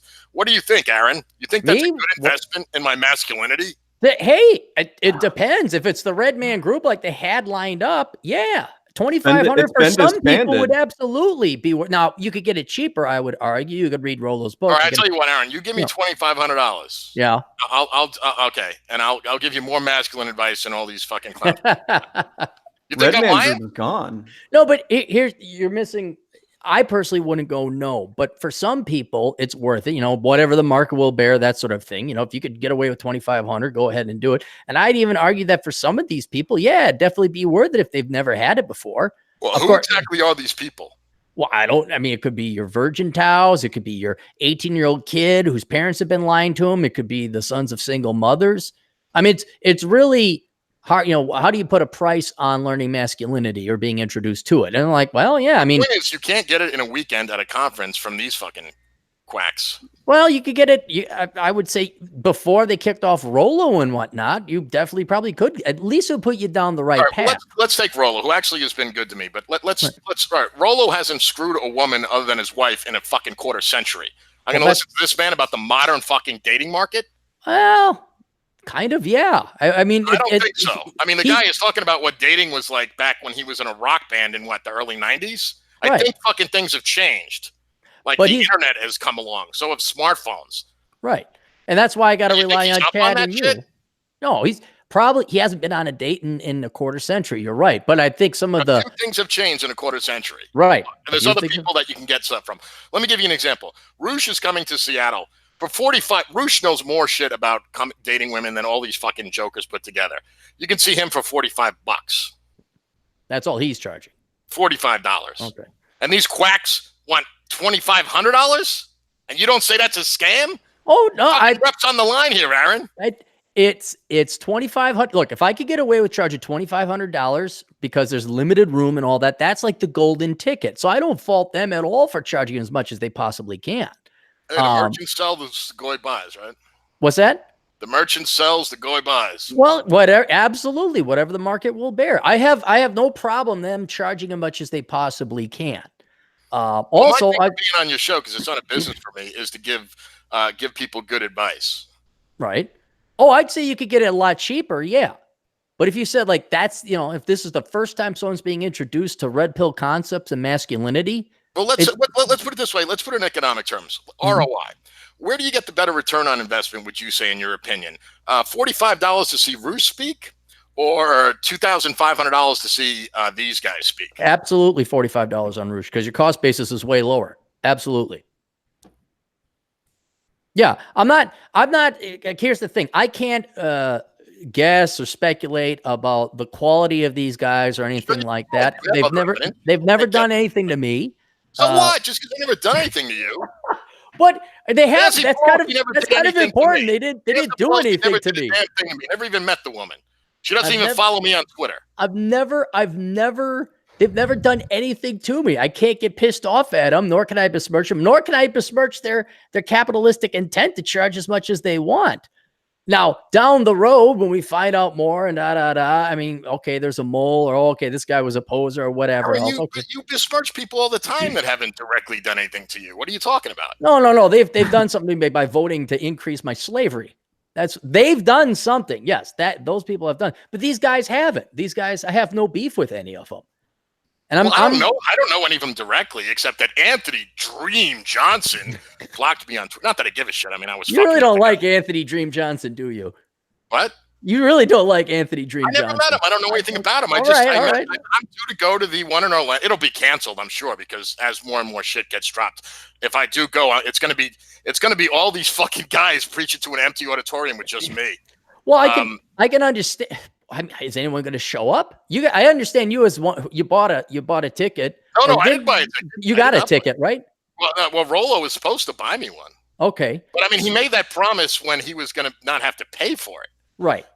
Now it's supposed to come out of his own pocket because apparently these people can't stand him now. So I don't know if he's going to cough up the money and buy me a ticket anymore. Look, here's what's going to happen. The free market's going to punish whoever needs to be punished. They can't keep it together. They might lose money. The whole thing might be canceled. I don't know why they got rid of it. Again, this is why I don't get into the gossip or the drama. But in terms of like simple pricing and who these people are, I got nothing against it. My main concern or ruling or regret brothers is to give good advice to the young bros. Yes, that is the purpose of this podcast. That's what you told me when you started it. Right. Having anything to do with these people is not good advice, in my opinion. As in a business sense, it may end up to be that way, but we don't know anything for sure. I'm going to wait. In a moral sense, like from the character, from these people, what I've seen about them. Right. What you've seen, I haven't. Good moral individuals, and there's nothing I don't think you can learn from them that's not coffee table fucking wisdom. Good. And I would happen to agree that you could find this for much cheaper, either by reading books or binging on videos or something. But who knows? Maybe these guys just wanted. Here's another thing that we haven't factored this in is the celebrity factor. A lot of people may, out of that $2,500 price, $1,500 of it is like, oh, I get to meet Donovan, I get to meet not Roosh, Rolo. I get to meet whoever else. I don't know who their line of Oh, you speakers can't meet were. Rolo. He ain't going, and he's the only one of these folks I had heard of before this 21. And that's why I question the business acumen of whoever's leading this thing. It's like, why? What's going on? Are you saying you're questioning Anthony Dream Johnson's business acumen? Dream. That's just, how do you call yourself Dream? Well, Anthony does. All right, I'm gonna let you go. Okay. Peace, brother. Take care, All right, guys. see you later, John. See ya, John. John Steele, everyone who you could find at John Steele 99 on Twitter. John's pissed off. Yeah, it is a little bit weird that the main draws are all gone. Like that's strange. I don't know much about it, but I do know the three celebrities, as you say, and now they're not even going to be there. So. No. I'm sure the other guys bring their own. They got their own fan base. But yeah, I mean, Rolo was kind of like, hey, we're gonna go watch. Who did Mark McGuire play for? The Cardinals. Was it the Cardinals? St. Louis. He was on Oakland and then St. Louis. Whatever. When he was getting his home runs and all that, be like, let's have. But Mark McGuire's not playing. It's like, well, why would we show up? Oh, it's yeah. it's like going to see the Chicago Bulls. And, well, Scottie Pippen and Michael Jordan ain't going to show up, but Dennis Rodman is out banging Madonna. Like, they might win. I don't know. Good example. All right, super chats. Yeah. So I was just saying, like, how you cure poor self-image is to work on yourself and try to be the best you can be, whether it's fitness, being social. What do you think? But people are asking this question. They just give me the creeps and I get angry because what do you think it is? It's getting off your fucking ass. And it's just, I'm doing. All right. Well, then stop doing that. Go work out. Go be social. Go take a ballroom dance class. Go leave the fucking house. Stop playing video games. Stop eating shitty food. It's not that hard. It's like women going, oh, how do I find a guy? I don't know. Be thin, be hot, be nice, long hair, long legs, dress pretty. What? But how do I do it? Well, I don't know then. I know if you're at that point, I can't get you to get off your ass and go put on some heels and go hit the treadmill. Not at the same, hit the treadmill, then go put on some heels. I got a little bit more of a Zen thought as well. Just go out there and fail. You'll see it's not really that bad, and you'll learn from it, and you'll learn how to be better next time. Failure is success. Yeah.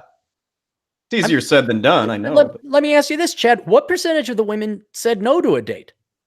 Oh, jeez. It's got to be at least 80%, maybe more. 70, 75, 80. In my life, it was more empirically 79.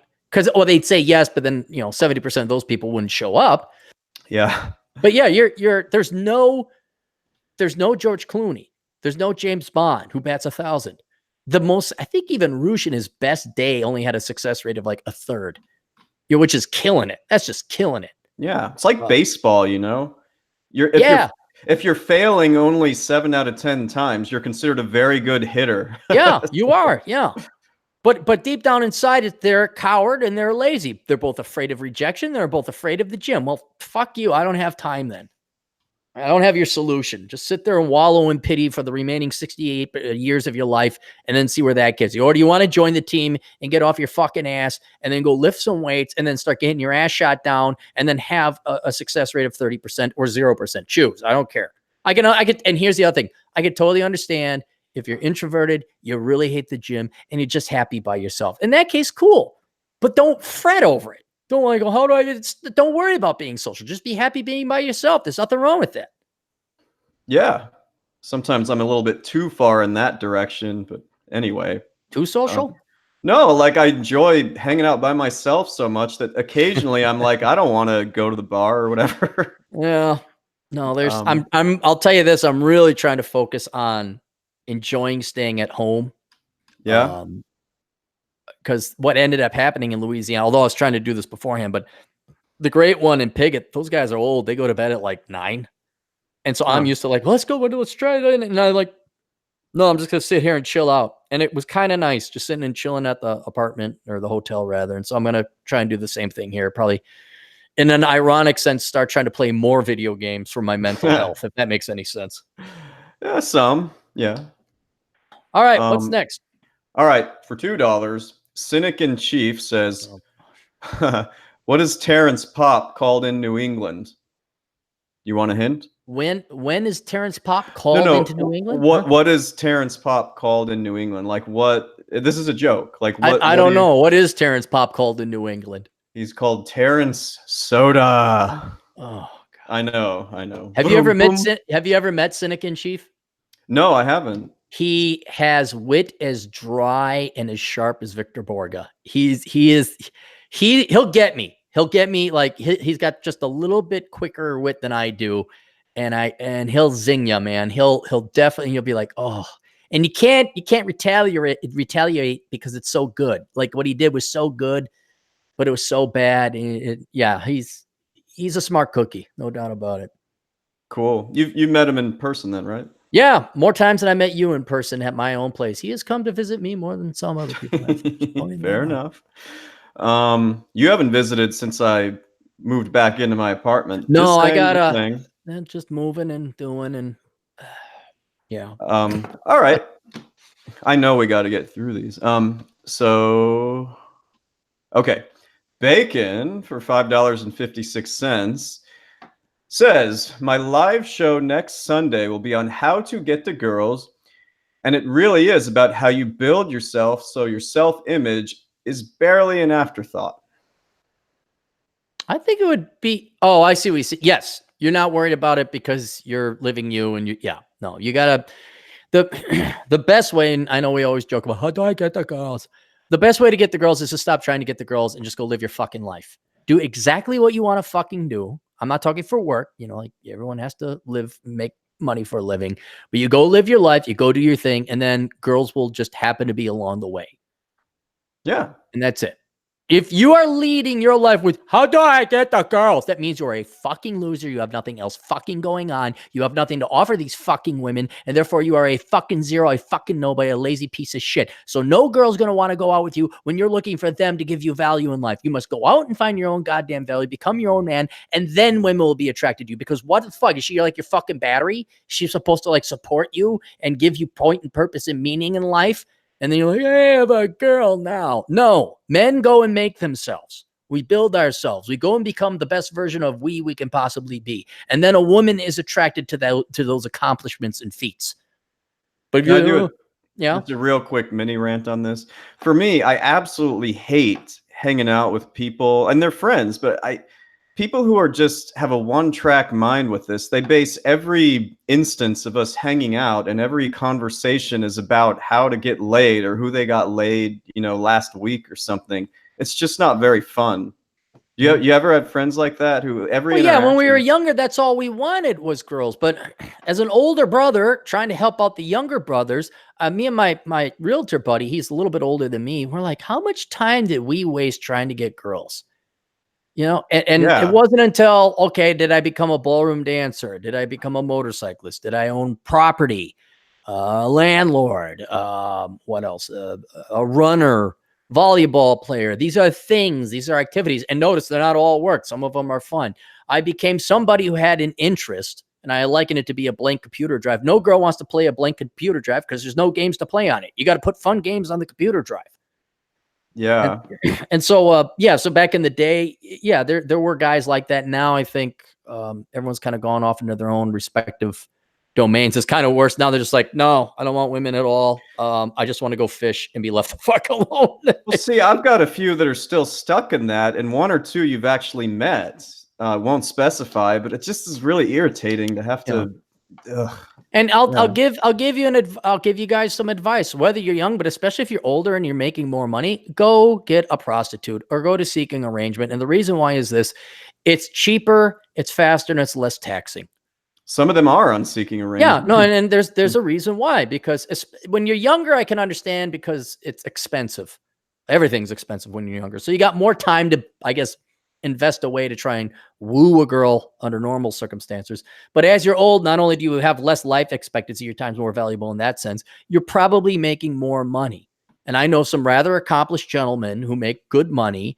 And for them to go, think about the time investment it takes just to get one date. So you're, I don't know, I guess nowadays you're, instead of at a nightclub, you're on the internets for 2 hours swiping. Then you might meet a gal. Then you got to spend another hour dicking around with exchanges of emails and that. Then that one fails. Now you're back to ground zero. So after 3 of those, now you're up to 10 hours. Now you got finally one that agrees to go on a date with you. Then you go on a date with that girl. Oh, well, she lied about her picture. Okay, now that's now. And when you really add it up, you could easily spend $100 an hour in pursuit costs on the low end, chase just to get laid once. Well, fuck, prorate that at $60 an hour if you're a successful man, or even $10 an hour as a young man, and you're losing $1,000 to $6,000. I remember me and the GF were at this place, and it was very obvious this guy had a prostitute because he was old, not terribly old, but older. And this guy was just a babe and fit the part. Then they walk in and they got in one of those, those boxy Mercedes. Yeah. Like they're like, we looked it up. It's a $250,000 Mercedes. I'm like, you know what? I bet you that guy is a surgeon. He makes $3,000 an hour. He does not have the fucking time to dick around with bullshit like Tinder or the Plenty of Fish, let alone go to a club or a bar. Fuck that shit. It's like ordering Uber Eats. You think he's got time to make his own food? It's like, here's some fucking money. Bring me a whore. Right. And not even in a bad sense. There's no bad part about being a whore. It's just math by that time. So you want to hem and haw, you want to rack your brain, or you want to have women determine your life. Okay, fine. Go ahead and try and get them in the real world. But it seems to be the old wise money is like, dude, I ain't got fucking time for this. Here's $1,000. Bring them over. Now you go away. And then you're up. In some cases, you're up $5,000, not wasting your time chasing girls the old fashioned way by earning it. Well, all I can say is, like, you can love your friends, you can like hanging out with them, but when it's all about talking about women and how to get them and conquest, I just think it's the lowest form of conversation. That's just me. It's also, we've figured it out. I don't mind helping out a younger guy or speculating more on the esoteric stuff of, like, dating and marriage and the psychology of women, and, long-term type of stuff. Like, what is it? But dude, how do I get the girls? There's 2 ways: pay for it to become an amazing man. That's fair. And I'll tell you, one's easier than the other. Here's the money. I don't want to go to college. I don't want to be where I just want to bang on my drums all day. I don't want to go to the gym. How about that? Like, because the millennials, they can't find jobs and stuff like that. Like Uber Eats would be millennial pussy or whatever. I don't know. They drive an Uber. I guess they do use Uber. Oh, yeah. The prostitutes. We'll deliver the prostitute to you with Uber Eats. She'll bring food. Yeah. And I know this is facetious, but let's say you're a lady of the evening. Again, have no disrespect for your profession. You make more than pretty much most of the women majoring in the liberal arts. Hat tip to you gals. If you want to diversify yourself a little bit, free Taco Bell with every use, or like, hey, I'll bring you a steak sandwich and a Diet Coke. Hey, there's Amy and Jessica, and they're both 8s, and they both promise the same thing, and they're both priced. But Jessica's going to bring me a sandwich. I think I'm going to go with Jessica. Alrighty. Well, I learned that from the Carlson School of Management. Man, if I could do it all over again. I know. Then you'd be as successful as me. Tank top and all. Tank top, yes. So Bacon again for $5.56. He asks, how did Steele enjoy? Now this is the echoey thing, He goes, yeah. Doug girls back in New York City. Heard they're very talented at pulling a watermelon through a straw. If you catch my drift. Maybe he's still on here. No, well, he talked about it beforehand on the last one because he was in Chicago and New York, and well, you were in New York too, or DC, and you both spoke very highly about how the women were outgoing and they'd approach you and they have a New good York time. Yeah, New York, yes, but DC, no. No, okay. Like New York, yes, though. Yeah. Right. I gotta get a new chair. I had to throw my old chair out, and this one's just kind of a regular office chair. It's not that comfy. Business write-off if you get one. If I do, yes, I'm aware. Got it. We will depreciate it. Bonus. So yeah, any other thoughts on that one? I don't know. I think he liked New York women back in the day. I liked Chicago women back in the 90s. I wonder if Bacon wonders, specifically how he would get those girls. But anyway, it was day game. You didn't, day or night game. There was no internet. You had to go up They're and a talk lot to girls. friendlier, approachable. Like they seem nicer. They were. Minnesota, they were not. But definitely Chicago, where the women are a little bit, I don't know, more real. They live in a gritty city. They're not all prissy Winnetka type of gals. Well, the thing is, when John and I were in New York, they didn't have Tinder and all that other stuff. So Yeah. I don't know what it's like now. But No, I'd be kind of curious too. Yeah, I don't know. That's why I rely on you. Hey, Chad, you go be the gladiator and get eaten by the lions and tell me how it is dating and report back to me. Tell me what it's like. I think I'm gonna Can you be a self incel where you like decide I'm gonna be an incel or Yeah, I don't know. it's called celibacy. Celibacy? Yeah, that's what there's been a word for. Hey, the word exists for a reason. I can imagine guys in the past are like, fuck this shit. I'm out of here. I'm gonna go jerk off to this naked statue. That was the ancient days of porn. It's Well, then all I have to do is move into my parents' casita, and then I'll fit the stereotype. then you could, yeah. There you go. All right, what's next? Okay, so next, for $1, Jonathan Flores doesn't have anything to say. He just gave us $1. He does this a lot. That's Nothing nice. wrong with That's very that. nice. Yeah. There's nothing wrong with that. All righty, this is a really good one. For $10, his name is Chan GNSD. All right, man. I like you, Aaron, but I'm siding with John. You have a poor sense of judgment. Most people you have recommended, from Matt Tran, the Red Man Group, Turd Flinging Monkey, etc., have been crap. Did you recommend any of those? I recommend Matt Tran. Turd Flinging Monkey. Someone had me do a video, and then I found out he had a sex doll. I'm like, oh, okay.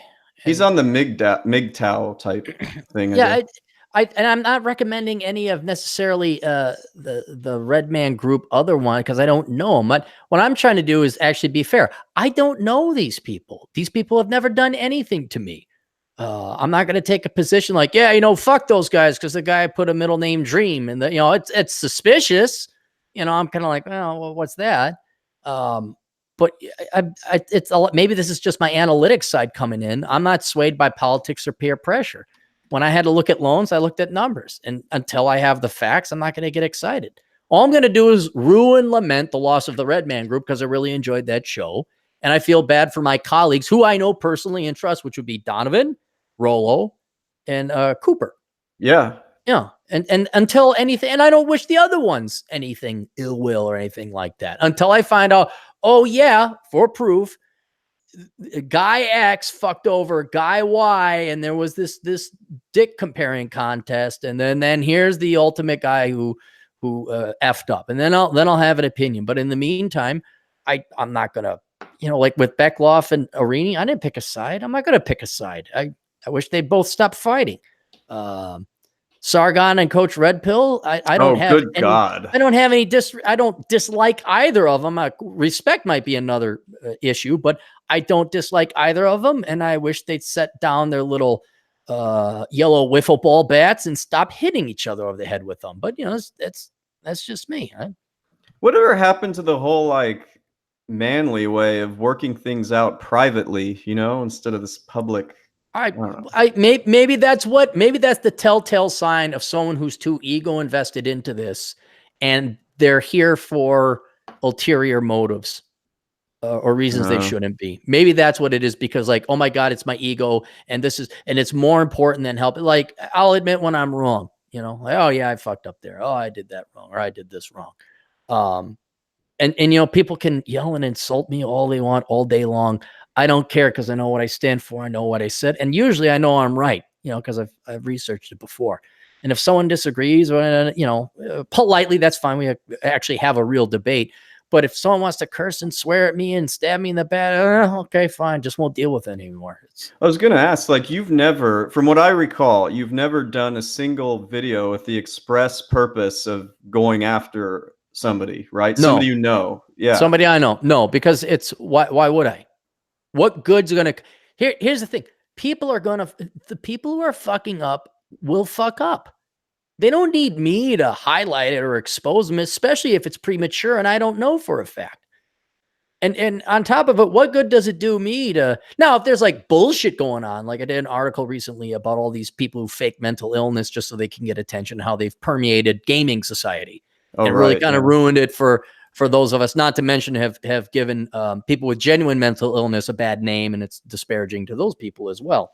I caught a shit ton of flack for that. I don't give a shit. I'll pick on, because you guys have done something. You're liars. You are what would you call it? Certainly disrespecting. I think there's a different name, disrespecting people who actually have a mental illness, and that should be exposed. So I'll go on the war path there, but that's to warn. That's a social critique. That's something to be pointed out. But I'm not going to highlight Frank Frankerson looked at Bob Bobbyson's girlfriend the other day, and oh my God, it's like, no, I'm not jerking off my dick with a needle pliers. I got more important shit to do than that. Well, let me ask you this, like, just hypothetically, I don't think this has ever happened. Maybe it did happen once, somebody we mentioned earlier. Has anybody ever just like spent a half hour or whatever just doing nothing but attacking you and insulting you? There was one we thought about earlier, but do you know? Not really, no. I mean, if anything, it's been a 5 to 10 minute video, and what a scumbag I am. Oh, and I'm sure there's other people on the left who, oh, he's a scumbag. Oh, okay, fine. You're on the left. I expect that from you.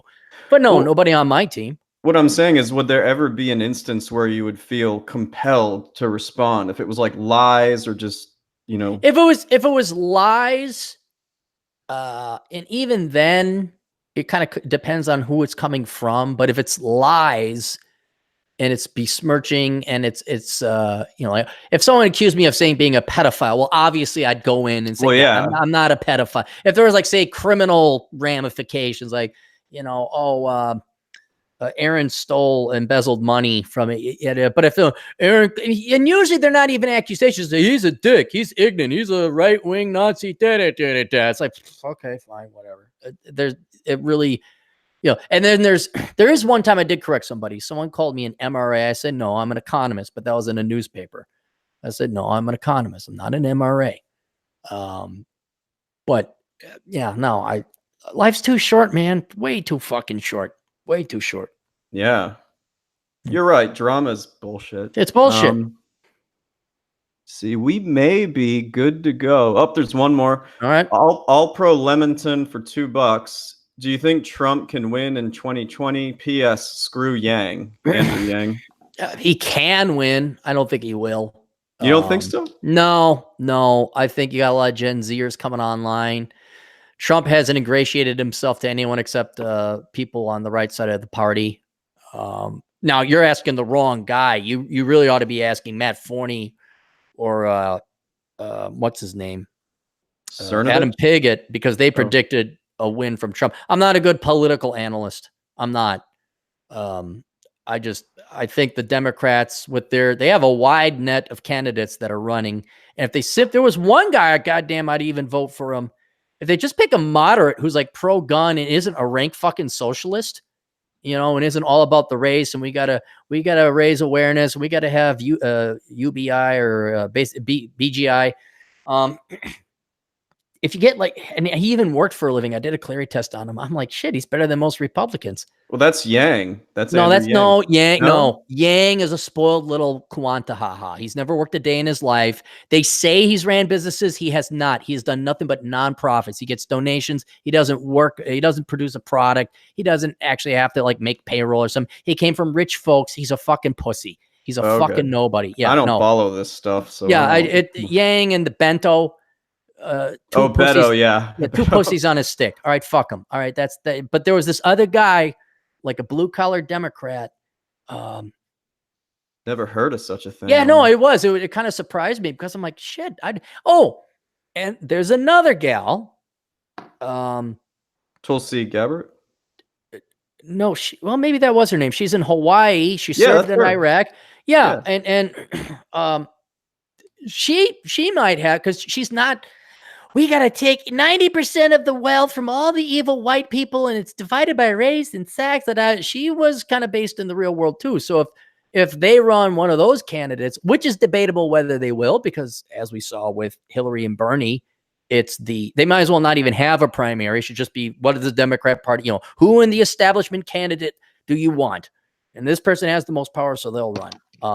It's gonna So, be Biden, I guess. if that's the case, then it'll be Biden, and then Trump might win. But with if they actually went with somebody who's more anchored to the American people, I just wish I could remember that guy, because I was like, I was even asking, I'm like, why are you a Democrat? Like, these positions you have, which means maybe he won't get the nomination because maybe he's not liberal enough. Was this Or the that Starbucks guy? The guy who no, he No? hates capitalism in America, and he hates himself. He hates white people, and he hates people with peni. He's I the guy don't that came up with the let's have a conversation about race. No, that's total soy. It doesn't matter. The Hawaiian gal would be a good candidate if they had a brain on him. And then this other guy would be a good candidate if they had a brain on him. It's not Pete Buttigieg. No, he's gay. He'd be better Yeah. than establishment though too. I think he was also Navy. I think he was an intelligence analyst. Yeah. He was in the military as well. Whether he's gay or not, I don't care. That doesn't sway my vote. He'd be like the third best candidate. But is it just going to be the Democrat DNC decides with their super delegates? Yeah, it's Biden. Fuck you. You got Bernie there again, pretty popular. Oh God, he'll die. God Almighty. Jeez, man, I don't know if we're gonna get to stuff. We got 2 more super Let's chats. go. Darius Thurman, he's the one that asked that question about poor self-image. For $5, he asks, why do some successful people commit suicide? They get bored. Yeah. I'll grant you that. The number one reason I get depressed or sad today is I'm bored, lack of colleagues. If you're really successful, it's very lonely. I don't mean to sound arrogant or cocky, but it's boring out there. Like, it's great for like several years. Like, you're going to go hang gliding and rock climbing and this and that. And then you start realizing no one else could keep up with you.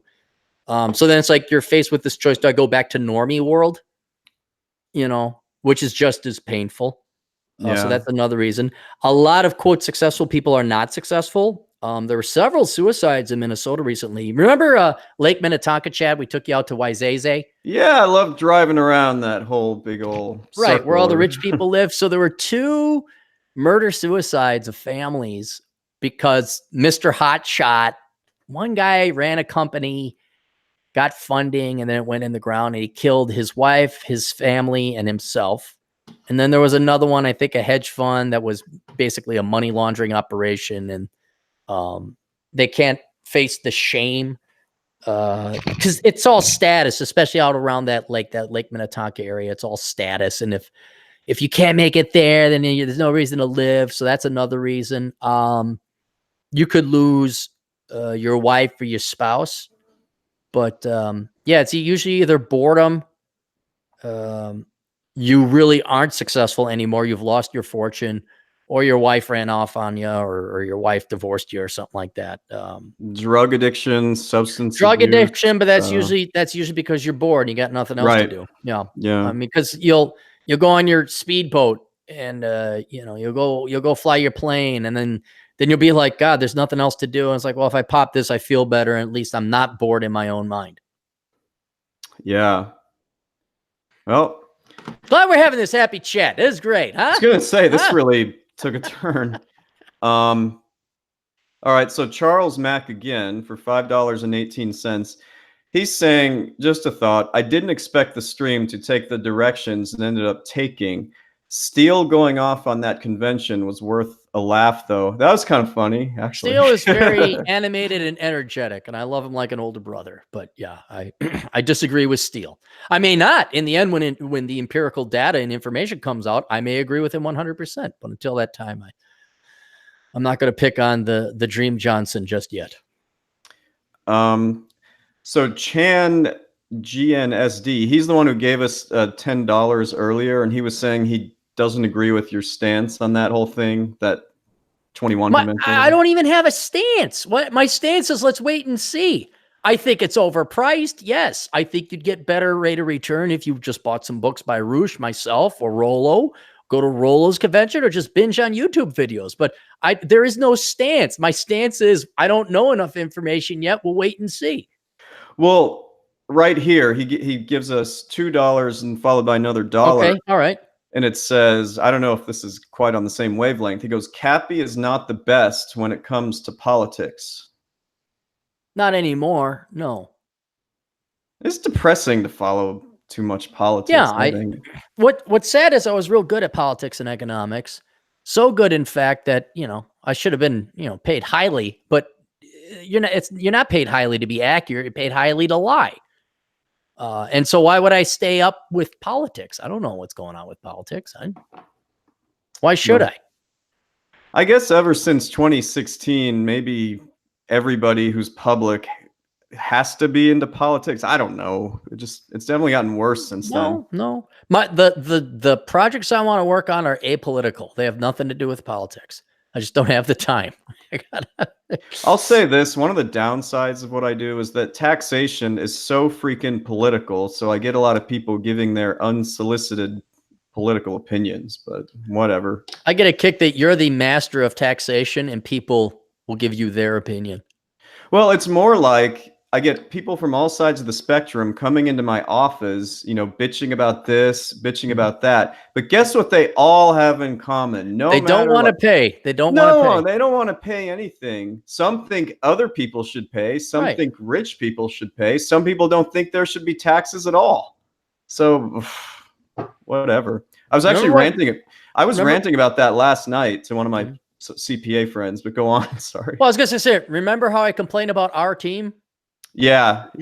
We don't need taxation. We could just have this nirvana where everyone just voluntarily is like, no. And so the guy we were just talking about, Chan, he's clarified. He just meant he disagrees with you on politics. But, a lot of people disagree with everybody at this point. I'm kind of curious why he disagrees on politics. I'm fascinated with that. There was another client I had, which is like, I don't agree with you politically. I'm like, how do you listen to the show? How do you tolerate me then? Well, we can see if he follows up. Yeah, no, I'm real curious because I just don't have time for leftists in my own world. I wouldn't bother with it because you're either naive, horrendously naive and uninformed, misinformed, or you're like an outright admitted parasite where it's like, no, I'm entitled to other people's money. Or maybe not me, but I'm entitled to take your money to give it to other people so I feel good about myself. I don't, I guess I don't loathe you or hate you, but I'm just fascinated when people are like, yeah, I'm a leftist, but I like him. Like, really? So, all right, next. Just one very final thing with this. I'm just never, ever, ever going to be able to reconcile it when I have people in my office saying, we have to pay for this and that and social programs and everything. And then they want me to make it so they don't pay a single dime of taxes. Right. That's never going to feel right. They're called Democrats. I wasn't going to say who, but it's not Republicans going in saying we need to pay for this and this and that. I'll tell you, there's only one party, since we have a two-party system. There's one that wants less spending. I'll let you guess. And then there's ones that want more spending, but nobody wants to pay for it. And so, just to be fair, some of the ones that want less spending don't exactly quit their own spending. But anyway, they just keep on coming. That's horrible. All this money. Darius Thurman for $2. He's the one we've been answering some questions. Right. He says, Mike Gravel is your blue-collar libertarian Dem. Does that ring a bell? Let me take a look. Mike Gravel. Simple enough name to look it up. He could be. I think he's already like a mayor or governor. Mike Gravel. Yeah. Let me see if anybody else. No, not him. No, this guy's old. The other guy I was looking at was a younger fella. Well, not younger, middle-aged, a little bit older than me. This is not the guy. This guy's too old. So it's not them. All right. No. And then I think this is the last one, unless another one pops up. Bacon for $2.23. Let the boys get to the consulting of brown holes. Brown holes? I think he wants us to. Oh, the assholes. You want to get to the assholes of the brown holes. Yeah. Also, Chan says, I'm not a leftist. I just think Cappy's libertarian mindset is grating. Okay. Grating. Everybody's free to do what they want with the lowest taxes possible. Oh my God. It's so annoying. It's like a mosquito at night. You can't just... Hey, let everybody do what they want and don't worry about it if it's not your problem. No. It's like the emotional argument I kept getting into someone with last night. Someone should take care of all the children. Yeah, their parents. Yeah. I'm like, I'm for gay marriage. I'm for pot. You can do whatever you want. As long as you pay for the consequences, you don't ask for my, I don't know. Yeah, go do whatever you want. Ugh. You want to take a break? We'll stretch our legs a little bit. Yeah, we can, and we're caught up too. We're so we can caught take up. a All break. right, good. Yeah. All right, so we'll get the. All right, we'll be back in a second.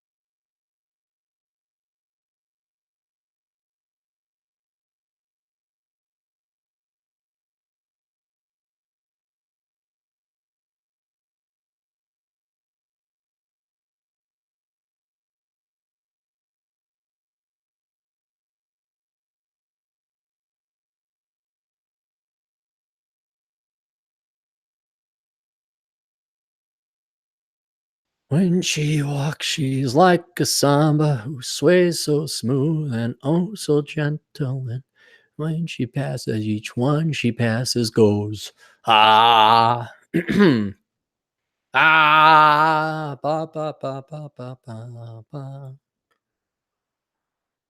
Ba ba ba ba ba ba ba ba. Do ba ba ba ba ba ba. Where the fuck are the email requests? Mary Jo, sing us pics of your breasts. Short and tan and Mexican. The girl from Texas goes walking and then she goes and does her Mary Jo thing. She's just a fling. She may not even be listening right now.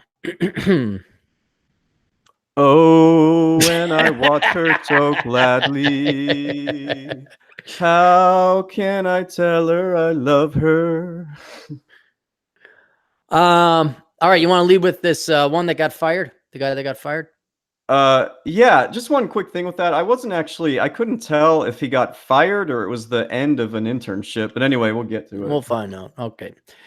Hey, asshole, I've had you do a couple videos for me before. As you can tell, I've been fired from my job. I was in public accounting tax, and it was my first job out of school, 6 months. A few weeks ago, my manager told me that I did well with the tax side, but struggled a bit with the bookkeeping side while doing business returns. What did they expect? I'm new. Furthermore, one of the interns from this last season is going to be brought in next Monday as a full-time hire.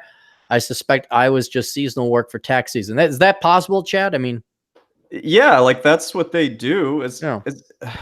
Yeah, sorry. I'm just keep going. Well, no, this is when people aren't going to write thoroughly. It's a At fine least balance, huh? I'm just glad it wasn't block text. That's all. I haven't got one of those in a while. It's been almost 2 weeks. I haven't been able to piss you off with one of those. I noticed that. It's a fine balance between always going to them, asking how to do something, feeling like a pest versus figuring it out on your own, or if you thought you understood something but didn't. I only wish they gave me a little more time to improve. Nonetheless, I'm taking responsibility for my situation. I admit there are some lessons I need to learn. They told me that I would be given a chance to learn and grow into my role after a manager before me was fired, so they lied about that. All right, so I'm kind of already suspicious about this company. I'm taking my first section of the CPA exam in less than a week. I don't know how well I will do, considering I've been studying and working full time. I live with my aunt right now and can collect unemployment. I also live a minimal lifestyle and have $10,000 saved up. Any advice you can give on what next steps would be greatly appreciated. As a final note, at what point would I know if this career path is not for me? I don't want to give up after a setback, but this could be a sign that I'm on a doomed path. I've had some setbacks and course corrections before, so I'm used to it by now. Anyway, thanks for listening to my tale of woe. Keep up the good work. Kind regards, and we'll keep them anonymous. And what else did he provide? He had a couple other things, I guess. No, that was it. That was it, but I only emailed you the original. As an addendum, I have the usual questions of how I should tailor my job search, whether or not I should include this on my resume, how to frame it during an interview, charting, etc. Blah blah blah. All right, what do you think, Chad? Because I mean, I got my opinions, but it's not couched within the world of CPA-ship. Well, what bothered me about this is that he doesn't even know if he wants to do this. Like, there's a difference between not knowing if you're good at it and not thinking if you have a passion for it. I don't, hopefully he doesn't think that this type of work is supposed to be fun or enjoyable, because it's not, and it's never going to be. Um, Public accounting, this wasn't a big four, because he would have specified, I think, if it was a big four, Right. public accounting. There are a lot of crappier, lower level ones, because most of the talent, leaves to go to the top ones. So it wouldn't surprise me if he kind of got a raw deal on some of this. Yeah, given that they promised you X under manager Y, and then they fired manager Y and didn't deliver you X, normally I'm a little bit more along the side of a CPA firm, say, yeah, you're probably off. But no, I think since you've put this much effort into it and you're about to take your first CPA exam, I think that CPA exam will kind of be the litmus test as to whether or not you know your shit. I got to judge. Is it like, well, are you slacking? Are you constantly going up and hounding them? Or are you approaching them in a totally acceptable and expected manner? Like, I need help with this. I'm an intern. I'm a rookie. Can you give me some kind of, and them saying, no, we're not going to train you. So I would take your CPA exam, the first one, and see if you pass that. If you do, then I don't know. It's kind of proven you know your stuff. And maybe this is just a bad apple. But since you have so much invested in it now, I would definitely keep trying to apply and work within a CPA company. And with regards to asking for help frequently, these are just my experiences. It's okay if you do that. Like, people want to help you. But if you're asking the same question or types of questions over and over and over again, that's how you're going to lose your job quickly, because it means you're not learning what you should. I mean, he didn't say anything about that, but I feel like they wouldn't have gotten rid of you if you were making some decent progress with the work, Yeah. I'm what more concerns me is, well, they got rid of this manager and they said they lied. That's basically what it is. They lied. Oh, they lied? I'm more going to side with this kid that there's nothing wrong with them. And he just had a bad apple and should Companies continue. lie. Yeah, they do. What about applying it? When he resumes and interviews and all that, how should he handle this one? Well, you have to put it on there. What are you going to do? Have like that big blank space, that gap? Whatever job or career you might go into, you don't want it to have that gap there when you should be working. You got to keep it on there. Sorry, go ahead. I was going to say, if he's still in school, he could leave it off, right? Yeah, I suppose. Would cover it up. Yeah. I mean, you can just say it was an internship, so it wouldn't matter, if it was full time or not. I just think it's in general a pretty bad idea to leave off work experience unless it was some kind of egregious thing where, you got fired for coming in drunk or something. I'm sure there was a manager or somebody who would be happy to give him a reference. Even where you get fired, there's always somebody who was kind of an ally who will say, yes, he worked here from this time period and he did okay. What's great about every company that either I got fired from or I quit at, where I was never going to get a reference. Sorry, 1 second. Give me a sec. UPS. Be right back. Yes, he's got to go back down. Anyway, so I guess Chad wants you to go ahead and leave it on your resume for now. What I would do is I would split it. I'd have some resumes not have anything on it, and then other resumes have a full thing on it. You got to know which resume you sent. I've screwed that up before. But yeah, just put it, find a reference over at the office you used to work at. See if you pass your CPA exam the first time. If it is, then I could safely say that, that's not an easy test. Well, it depends which one are you taking first. This presumes you're even in the chat room. But if you pass it, yeah, you probably have the competency and the proficiency to be a CPA. And these guys were wrong. I mean, that happens. In the vast majority, well, not vast majority, I'd say vast majority of employers are liars. They're inferior. They're incompetent. Vast majority of businesses go under. And I would just, list it, go apply. Say when the resume, the interview lady asks you, oh, why is this? Say, oh, no, I wasn't asked back or whatever. I guess another thing is, did they say you were fired? Or did they just not renew? Because that internship is supposed to end. I'm sorry about that. UPS was down there, and I had a client getting me something, and he was making me sign for it. So blah blah blah. Yeah, I wonder if he meant that it was an internship, for a busy season, and that he maybe expected to get a full-time offer from it, but didn't. Maybe that's what he means by fired, but it is a little confusing. Yeah, That it email. is. Yeah. So, all right. So we answered that there. I'm gonna do that. So we got everything from that one. We got everything. Okay. I got another guy who had a questions about majoring in finance and accounting, but he hasn't paid. Can I ask you something real fast? Yeah, of course. For $2 from Darius Thurman. How did you learn ballroom dancing enough to teach it? That is funny, Chad. I went to the Carlson School of Management ballroom. Yeah, no, okay. For everybody who's worried about socializing and learning things, I learned ballroom dancing by going to the local dance clubs where they'd have a free 15-minute lesson, and then I practiced. That's what I did. I didn't pay a dime for ballroom dance classes because I couldn't afford ballroom dance classes. And perhaps my most epic learning of a dance was learning salsa, tango, cha-cha, waltz, and foxtrot all in a month so I could teach it in a month. And that was going out pretty much. I would work and then I go ballroom dance at multiple different places. And you know who I danced with, Chad? I'm hoping it was attractive, thin, graceful. No, because there was no time. I had to learn. I had to practice. So I danced with the fattest, ugliest, oldest women there were. I danced with anyone, because I had it. And that's how I learned to dance, just by going. I mean, you ask people, well, how do you do that move? I even remember taking an old VHS camera and filming the footwork and reverse engineering a lot of the moves I know today.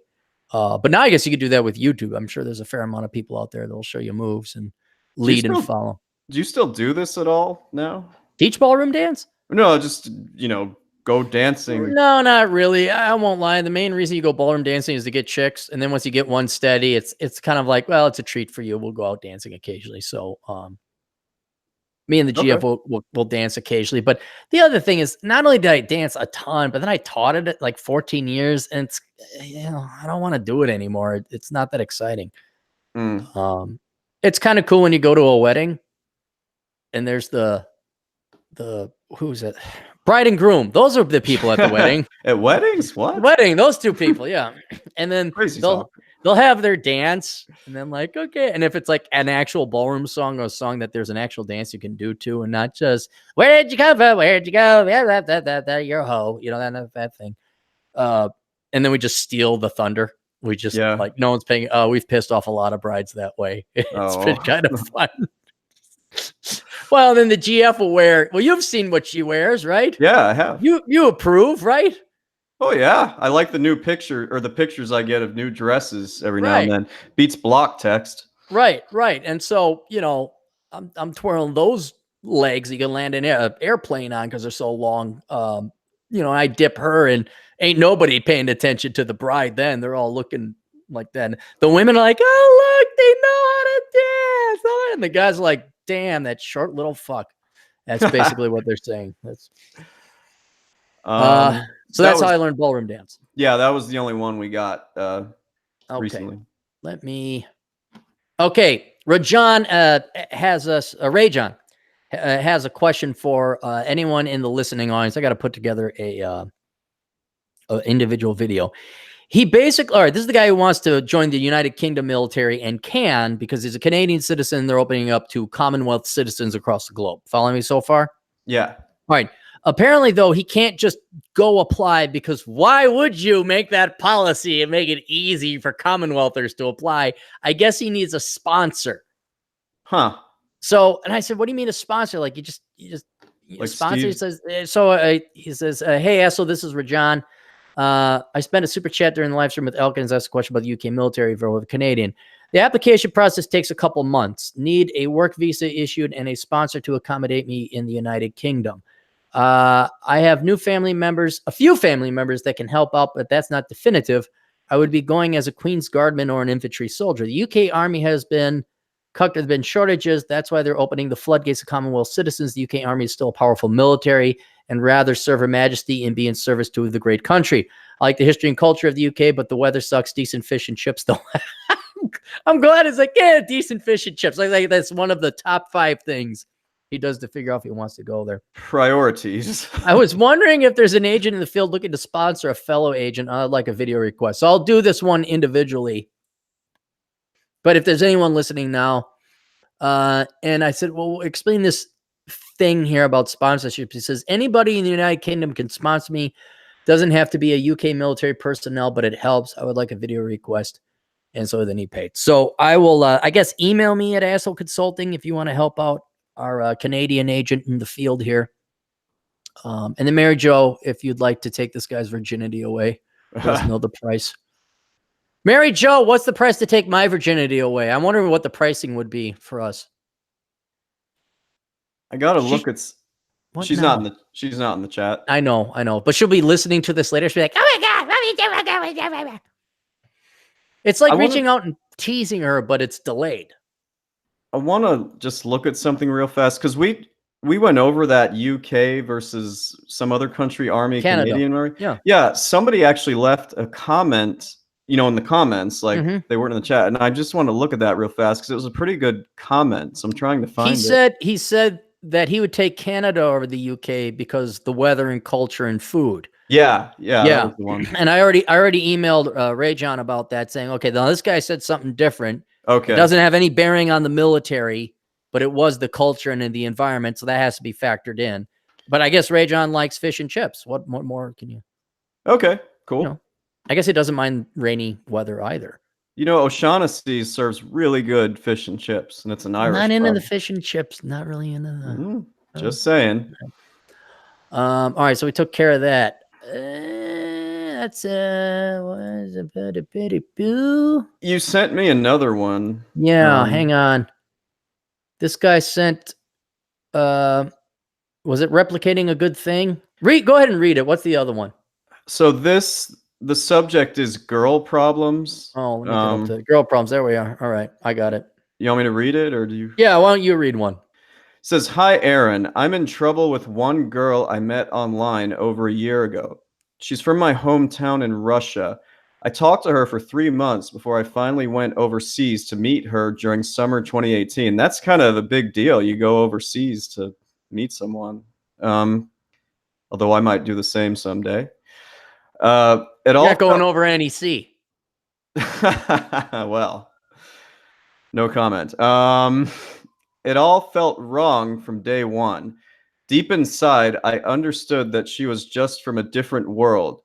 She liked going out until late at night, drinking alcohol with her friends, and had no talents or good hobbies except soccer. She would often be argumentative and not listen to my opinion or do what I say, and it drove me insane. But I couldn't tell her to fuck off or behave better because I wanted to have sex with her really badly. She had a big ass and she was totally into me sexually. I knew the summer looked very promising." That's a bit of a contradictory paragraph there, but anything. Into him sexually, but wouldn't have sex with him. Okay, all right, fair enough. However, when I finally met her in person, things started going wrong in just a few days. Throughout all 3 months, we were breaking up, then getting together again, fighting, and then making peace. I tried meeting other girls too when we were apart, but it didn't work. My head was preoccupied with that one girl, and he says in parentheses, and still is. I'm comparing all girls to her now. When I came back to the US, we continued talking to each other, but it was worse this time. Finally, after another verbal fight over the phone, she blocked me everywhere because I forced her. I thought that way I would forget her quicker. But no, the problem is I still haven't. I keep thinking about this girl every day and it drives me insane. I tried talking to her today, but she was just so cold and didn't give a fuck about anything I wanted to say. I've lived in the US for over 6 years and still haven't had a relationship or even sex with an American girl. And it feels as if I won't ever get one. I'm not ugly or poor by any means. I'm attractive. I speak English just as fluently as Russian. I wear expensive shit, although I don't work out much and have a belly. And yeah. Oh, Did he send you a 8 picture? pages, 8. I didn't have that. I didn't need a picture. Oh, okay. This is a painful one for me, but you keep going. Oh, I'm almost done. He says I'm 23 and I've only had 2 girlfriends in my whole life, including the one I'm talking about here. Does that even really count? But Not anyway, really. I can't stop giving a fuck about her. And his question is, how do I forget her and move on and get a local girl already? I need your help, Aaron. All That was right. painful, dude. That was Painful. painful. So I asked him some other questions. One, are you a virgin? No, he lost his virginity at 19, dating his first girlfriend for 2 years before moving to the US. Two, how many girls have you asked on dates in the past 2 weeks? None. Three, and so if I understand this, you have only visited her once when you flew to Russia. The rest of this has been over the internet. Yes, once, but spent all 3 months of the summer with her. Mr. Elkins, let's test your ass holiness here. What do you All right. recommend to this man? Boy. Just get the fuck over it. I think he's got this one, as Bacon points out, he's got the one-itis. And, I'm not up to speed on all the PUA terms and all this stuff. But if you're obsessed with one girl, you're going to have to go find a bunch of others because that's the only chance you have at actually getting the one you're obsessed with. Right. What I'm going to do you think? explain. Yeah, no, you're right. He has one-itis, but let me explain to this boy how he can, something that's a truism, something that's a fact, so that he can finally dislodge himself. What is she getting out of him? Attention. What do women want more than anything else in the world? Attention without having to reciprocate anything else. Okay. And did she have to reciprocate anything with him? No, because he's already giving her all the attention that's satisfying her ego. What are there women out there that like dramatic attention? I'd say that's the majority of them, isn't it? And is he giving her that with all the drama and antics and breaking up and getting back together and breaking up and getting back together? Yeah, she's getting her emotional, roller coaster that girls like without giving anything. This would be the equivalent of a girl that would just come over and have sex with you and leave and not expect anything in return. I think you nailed it. Right. See, we don't have to give anything in exchange for that. This girl does not exist, by the way. Women do not just randomly show up, give you blowjobs or have sex and then leave. They always expect something else. Well, well, I was just gonna say, like, I have some sympathy, and he'll learn that. But how can he? I'll bet you have a good answer for this. How the hell can he just forget about her? How does he? I'm getting there. What I'm showing him is one, how evil she is, and what a fucking pussy he is. How he should be ashamed of himself. He should just be ashamed of himself because he is giving her everything she wants and she is not giving him anything in return. This guy has no self-respect. He keeps thinking that if he does this and he does that and he does that and how fucking sad and pathetic are you? I'm flying to Russia to get a girl when you're too much of a coward and a weakling to go ask a fucking girl out. We haven't even gotten to the fact that he doesn't go to the gym. He's got a gut at 23. Yeah, that's not good if you're fat. The only reason women are going to have an interest in you is if you can be there. You're not even a sex toy. You're not a sex toy. You're an attention masturbation toy. We're not even talking like sexual masturbation. We're talking like they're going to use you as a beta orbiter to get their attention until they find a real man that they want to fuck. And this woman has been using you. And there's no chance in hell, and there never was a chance in hell of you fucking her. None. Because she marked you as a dupe over all across the internet. You came over. She didn't want to sleep with you, but she wanted the attention. So she went through all the dramatics and antics and all the bullshit. You played like the fucking fool, the fucking tool you are. And then you actually think you want to sleep with this girl. Now, admittedly, I'll tell you this.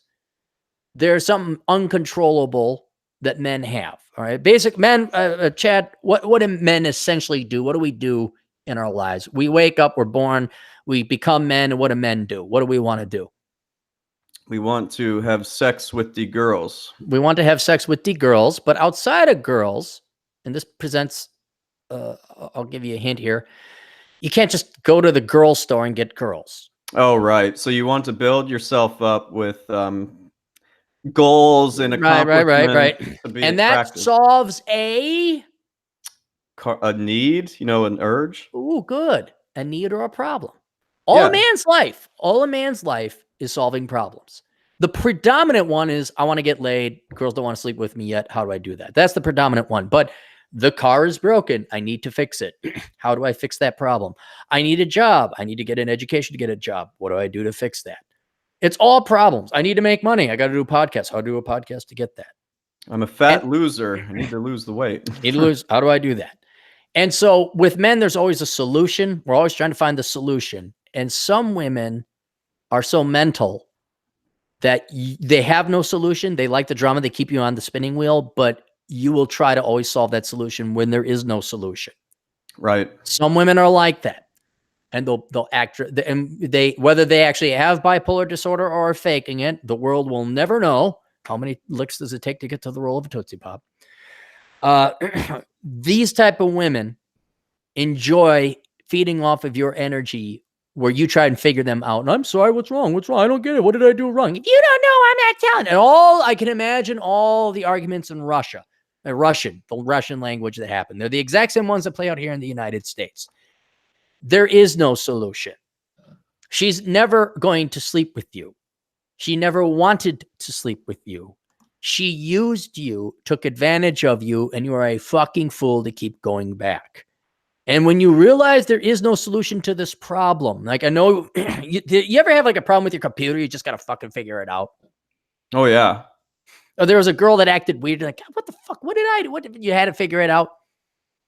I mean, I have. When I was his age, that was an honest problem. Right. So I have some sympathy. Right. There's a difference between a computer and a woman. A computer you could figure out. A computer you can't. I'm sorry. A computer you could figure out. A woman you can't. All right. And you're not going to figure, there is no solution to this. The solution is to stop calling her, stop texting her. Oh, yeah, I can't get over her. That's because you have nothing else in your life. Nothing else. You are I'm not against people going overseas to potentially find love, but you are 23 and you had nothing else going on in your life. You didn't ask out any other girls in 2 weeks. That the best use of your time and money was to fly to Russia and piss away an entire summer chasing after one girl. Yeah. You gotta go ahead. I mean, we're giving him some tough love right now, but even you might have fallen for something like this when you were a lot That's younger, why I'm so right? hard on him. Yeah. Like we all did. That's why I said, yeah, you think there was one gal. I'm trying to figure out what the fuck was wrong. What the fuck? You know what? There was nothing wrong with me. Everything was wrong with her. When I figured that out, I never really that's the thing is I never was like, it was more like, God, because I switched from going to a player to actually having a girlfriend. So I'm thinking like, oh, this is new. And you know what? She was just a grade A Quantahaha. She was a psychopath. She cut my tires, just like Rich Cooper's girls all do. Oh, man. You heard Rich Cooper's sayings? I do, yeah. The stages, 1, wow, this girl's really into me. 2, wow, the sex is great. 3, who slashed my tires? And as he likes to say, she has more red flags than a Chinese parade. Or Chinese military parade. Chinese yeah. military parade, yeah. So I've been there, but what I can't get is that I still lay over guy where you get it. And he's not willing to put in the effort to get rid of his fucking gut at 23. You shouldn't have a gut at 23. You just shouldn't. So what I'm going to say is you're taking a diet from women now. You're not chasing after duck girls anymore. You're going to get rid of your fucking gut. You're going to go to the goddamn gym. You're going to lift some fucking weights. You're going to stop eating your Twinkies and ho-hos, and you're going to have some fucking point and purpose in your life, be it your career, your education, your hobbies, or whatever else, so that you aren't looking at the girls no more. I'm getting sick and tired of these guys who are losers and have nothing in their lives except the pursuit of women, because you can't win. There's no getting women. Women are not going to go with you if you have nothing else. If you look at them as the source and purpose of your meaning and existence, you are a parasite. And no woman wants to be the host to a parasite. And they can smell it a mile away. That can identify you. They can totally tell if you have nothing else going on in your life and all you're doing is looking to plug a girl into your life. Then I have meaning and purpose. Because why the fuck would they want to hang out with you? Why would they want your dick inside of them when you have nothing? Your sperm's got nothing. You've proved nothing. You proved that you can eat and not work out. Congratulations. That's great. Wonderful. I'm sure every woman wants to procreate with you. So until you have some point, purpose, and agency and reason in life, aside from, I want to get a girl. I mean, what are you going to do when you introduce yourself? This is my girlfriend, and say nothing about yourself? People in jail, what do you do? Let me tell you about Aaron fucking Clary. Let me tell you the amazing shit that I have done. I supported myself my entire life. I started this dumbass company that actually took off. I'm an author. I have all these crazy hobbies. Yeah, ballroom dance instructor. I could go down the resume. And maybe people don't like ballroom dancing, but it's an interesting footnote. It's like, oh, that's something I never. Oh, tell us more about that. You want to be the world's most interesting man. When you walk in, people want to hear. You know who? Perfect example. You know who he wants to become? I was going to say Rich Cooper. Well, Rich Cooper's another perfect example. There's many instances, many examples of people out there that he could become. Who's the real world incarnation of the world's most interesting man? He's even old. Man, so many choices. A hint? Adam Piggott. Oh. World traveler, old, gray hair. I'm kidding. I'm just busting his balls, but he's older than me. He's traveled the world. He's ran a nightclub. He has excellent taste in food and wine and spirits and all that other stuff. He's a tobacconist. He knows about pipe tobacco and cigars. Ran a nightclub. What else he did? The whitewater rafting guide. Rode motorcycles across Australia. Well, I wonder who I bet you she'd suck his dick. I bet you if Adam Piggott went back to Russia, she'd suck his dick. But not you, my fine 23-year-old gut-wearing friend, because you got nothing. So let's do us all a favor here, guys. If your goal to be happy in life is to find a woman because you got nothing else going on in life, let's knock that the fuck off. And we're all a bunch of lazy fucking losers who don't want to put in the effort to become an interesting man. All right, let's just stop right there. Stop chasing the girls and go become an interesting man first, who's, by the way, in physical shape. And then we approach the women, because it's an insult to women. Or do I offend women? But it's an insult to women when you got nothing going on and you ask them out, because they look at you as like, well, like we were talking last week. Remember when you and John would have the fat, the 4s and the 5s and the 3s approach you? Oh, yeah. A chance with you. It's the same thing. Here you come in, a 23-year-old with a gut with no fucking life going on, not a fucking thing on your resume. And you approach these women and you say, hey, you want to go out? They're like, God, is this really it? Is this my market value? And the only women that are going to take you, well, they're not even going to take you. They're not going to, but they'll use you. They'll be like, oh, here's a beta orbiter. I can suck attention out of him. He's my ATM machine for attention. He's my attention. ATM, automatic teller machine. So it would be an AATM, automatic attention teller machine. Yeah. And I'm sorry I'm so hard, but this isn't touchy-feely consulting. This is asshole consulting, and I'm getting sick and tired of you, because it's a hypocrisy. It is a fucking it's a variant of how do I get the girls? And you all don't want to work out. You all don't want to go and do shit. You don't want to do the hard shit. You think women are just going to like you for you. And trust you me and Chad were there. Every guy was there, because what did our mothers and our teachers and everybody tell us about women and what we had to do to get the women? Just be nice and attentive and open doors for them, and just, all the nice guy stuff. Right. The worst advice ever, be yourself. Be yourself. Yeah. Oh, well, I could play video games all day and play baseball with the guys and what did I do when I was 13 or 14? I could bike my Schwinn. Girls like cyclists, right? Because they're skinny and tweaky. You should have seen me when I was like 13. Dude, like 90 pounds, just a twig. And the girls really like that physique, right? Well, did you have a gut when you were 23? Oh, fuck, I've never had. The closest I ever had to having a gut was when the GF started cooking for me. And it was a spare bicycle tire, but I've never had a gut. Never had a gut. No. I won't do that to any girl that I'm dating. That's unacceptable. Unacceptable. That's fair. It means you're not a hypocrite. No. All right, so we answered that one there. Well, hold on. So, is that how he's gonna forget about it? Is by just forgetting her and spending all his time working on himself? Yes. Okay, just making sure. I mean, well, there's another way you could do it. You could drink or do drugs, and it forces your brain to clonk out. I mean, that's why I used it a lot, so I didn't have to deal with normal people. It's just like, traffic sucked. I got to deal with this shit. Bullshit. Wow. Hey, everything's much more relaxed now. He could do that, but that's not healthy in the long term. Plus, it won't result in achievement down the road. But that's what you do. Stop chasing women. Stop obsessing about them, especially things you can't afford. I mean, it's like he's walking into a Ferrari dealership and like, oh, I really want to drive the. I want to own a Ferrari. What are they? Well, how do you get a Ferrari? Sitting there at the dealership hoping to get one, hoping the dealer just gives you one charitably. Get your ass out there, fucking work up the money, and go buy a Ferrari. Hmm. Yeah, I think he's got the message. At least I hope so. Good. I'm glad that I'm a really nice person and everybody loves me so much. All right. This guy didn't pay. This guy. You ready for one that you have not read? Are you okay if I read it? Yeah, that's fine.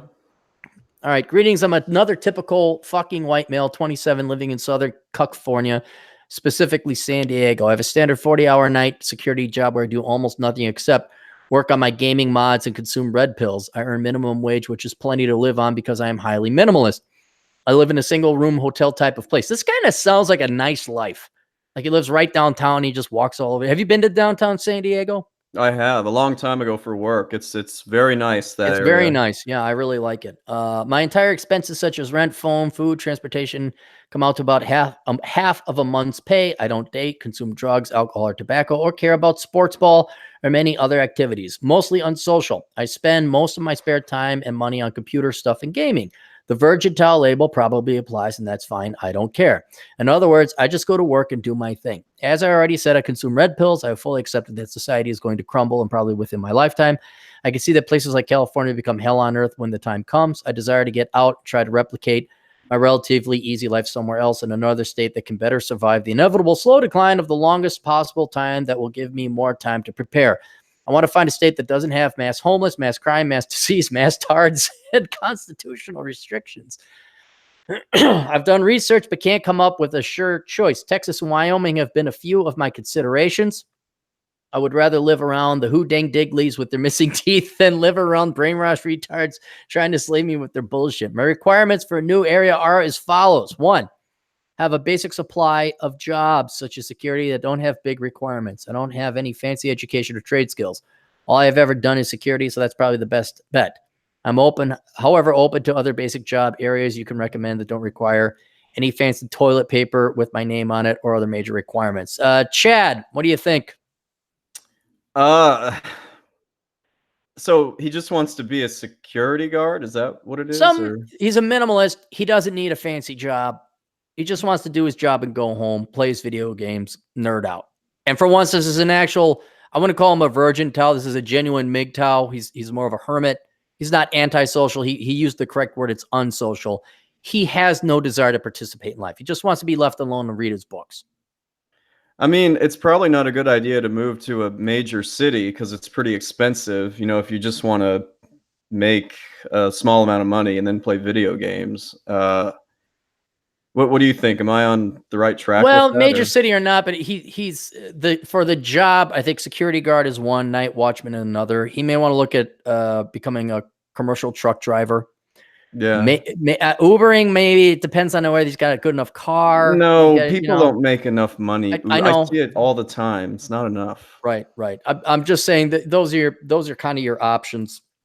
But where you go, as long as it's a sizable enough town, you could probably find security work. And whatever town you move to, if you get your carry conceal permit, that will help you get jobs at other places that require armed guards and with a little bump in pay.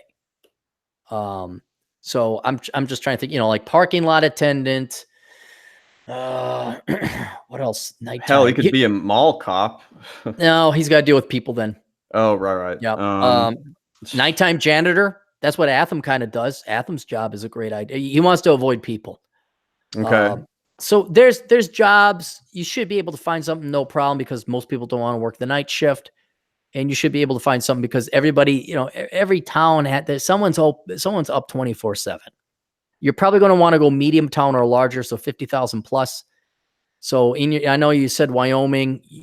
Yeah, thank God you're not going to hang out with people because you're going to hate those people. But Casper, Gillette, Jackson, but Jackson's a liberal. They don't even consider it Wyoming. Buffalo. Rock Springs, Buffalo is. Have you been to Buffalo? No, I just remember you've been there, right? Yeah, it's not big enough of a town. I don't think there's any 24/7 thing. Sheridan might be big enough, but then I would also consider Montana. That's where they got enough water supply and farmland. Billings is a big enough town. Missoula, Butte.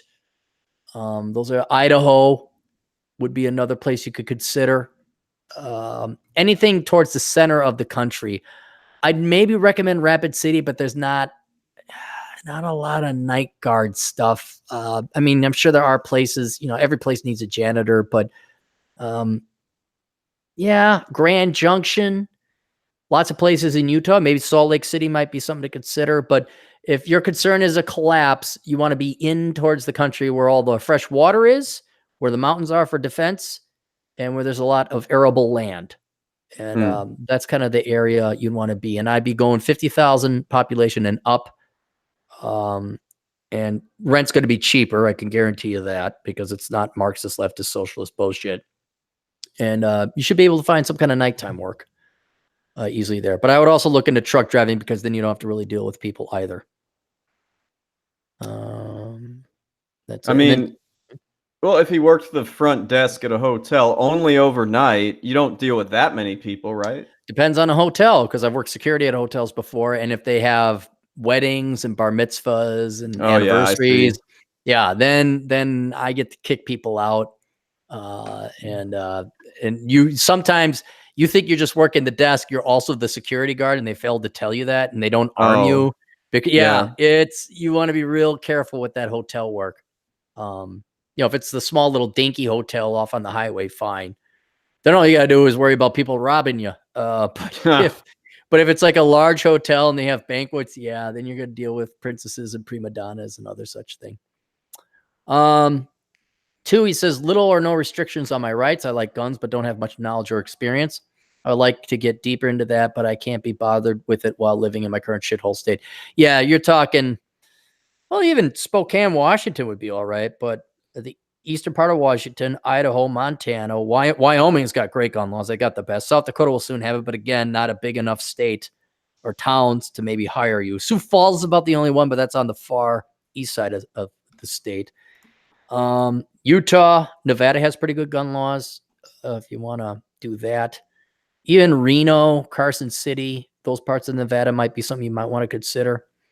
Texas, yeah, definitely Texas. Not a lot of mountains, though. He didn't mention stuff about mountains. Oklahoma, if you like plain states, maybe Kansas and Nebraska are for you. Maybe you like Lincoln, Nebraska. I mean, if you're just kind of staying in, you don't really care what it looks like. Maybe I'm putting too much of me into it. Maybe Bismarck, North Dakota is a place for you. Florida, I'm naming places that don't have an income tax. Tennessee. Yeah, Tennessee. Yeah. He's thinking also more like survival, though, and Florida would not survive worth a damn. Yeah, you're right. That's not good. Yeah, so you want to be in the center of the country where there's a lot of fresh water, and where we control all the food. Yeah. No mass amount of crime, homeless, disease, degeneracy, or illegals and minorities for reasons that you should already understand. Wow. Okay. I can understand the illegals, but the Utah would have the least amount of crime because of the Mormonism. And also states that have pretty good gun laws tend to have less crime. And any major metro you're going to go into, there's going to be crime. There's going to be minorities. That's just how it is. But if you have pretty good gun laws, it's kind of amazing how people don't mess with you, especially in medium-sized towns. And I know he's like, oh, illegals or minorities. Dude, you go to, I'll warn you about Wyoming. I know you think like the who dang diggly danglies. The only 2 places I've ever had to draw my gun were, Chad? I'm trying to remember. Which state? Is it one I'm in? No. Okay. I can't carry my gun in your state for all practical points and purposes. Well, you never know when 2 MAGA-wearing dudes, have a rope and whatever at 1 a.m. on a minus 28-degree night. But anyway, no, it was Wyoming. Oh, it was? Yeah. Oh, dude. I know he thinks, oh, Wyoming, gun laws and a bunch of white people. No. Again, my quote: if you don't hate white people, visit Wyoming. You soon will. I mean, there is no race that is free of its idiots. And you go to Wyoming, you are dealing with not only drug or alcohol, but you are dealing with meth. And that fucks people up. Yeah. I had people banging on my apartment like at 3 in fucking Buffalo, which is like this Buffalo. small little dinky town. And, you know, I got my AR-15 and it's not like, oh God, I'm gonna have to shoot somebody. It's like, really? Really? Are you fucking me? You know, you're gonna be probably, you know, you want to, everybody should visit the town of Rollins, Wyoming. You'd say, Rollins. Rollins. What in fuck is in Rollins? And it's like people who've been just doing a lot of drugs and fucking their cousins the entire time and are probably likely to shoot you or run you over. It is a small but shit part of town where I was going through it. I'm like, I actually feel safer in you know, North Minneapolis. And maybe it's just because I lived in Minneapolis, but I'm just looking around. I'm like, there's Jessup, and he's looking at me like, who this fucker be? And like, yeah, this is not a place to be. So you won't have homelessness. You'll have disease. You'll have degeneracy. Not a lot of illegals, not a lot of minorities, but you're going to have all the other shit you don't want. Billings is also like that. Billings, you think Montana, biggest town, and like, okay, it's right. But there they do have homeless. And you know, you just look at them like, man, they got tuberculosis or something because that skin don't look right. You know, that's what I'm saying. You definitely do your reconnaissance. Definitely do that. But yeah, I would go Utah, Idaho, Missoula, Butte, Casper and Gillette are shitholes. Sioux Falls is nice and clean and pristine. It's like Appleton, Wisconsin. It's boring as fuck. Bismarck, North Dakota, maybe Minot, you know, get a little bit of that Bakken oil field money going on there, but I'd warn you about. I just don't think, oh, I'm in the country. Yeah, you're in the country. You know, you better have cleaned your AR-15. Cheap and minimalist friendly. I want to live cheap as possible and rebuild my current situation where half a month's pay could cover all my expenses. Yeah, again, the states we were talking about. I'm trying to think. Aside from Denver, the largest city would be Salt Lake City, and that's not that expensive.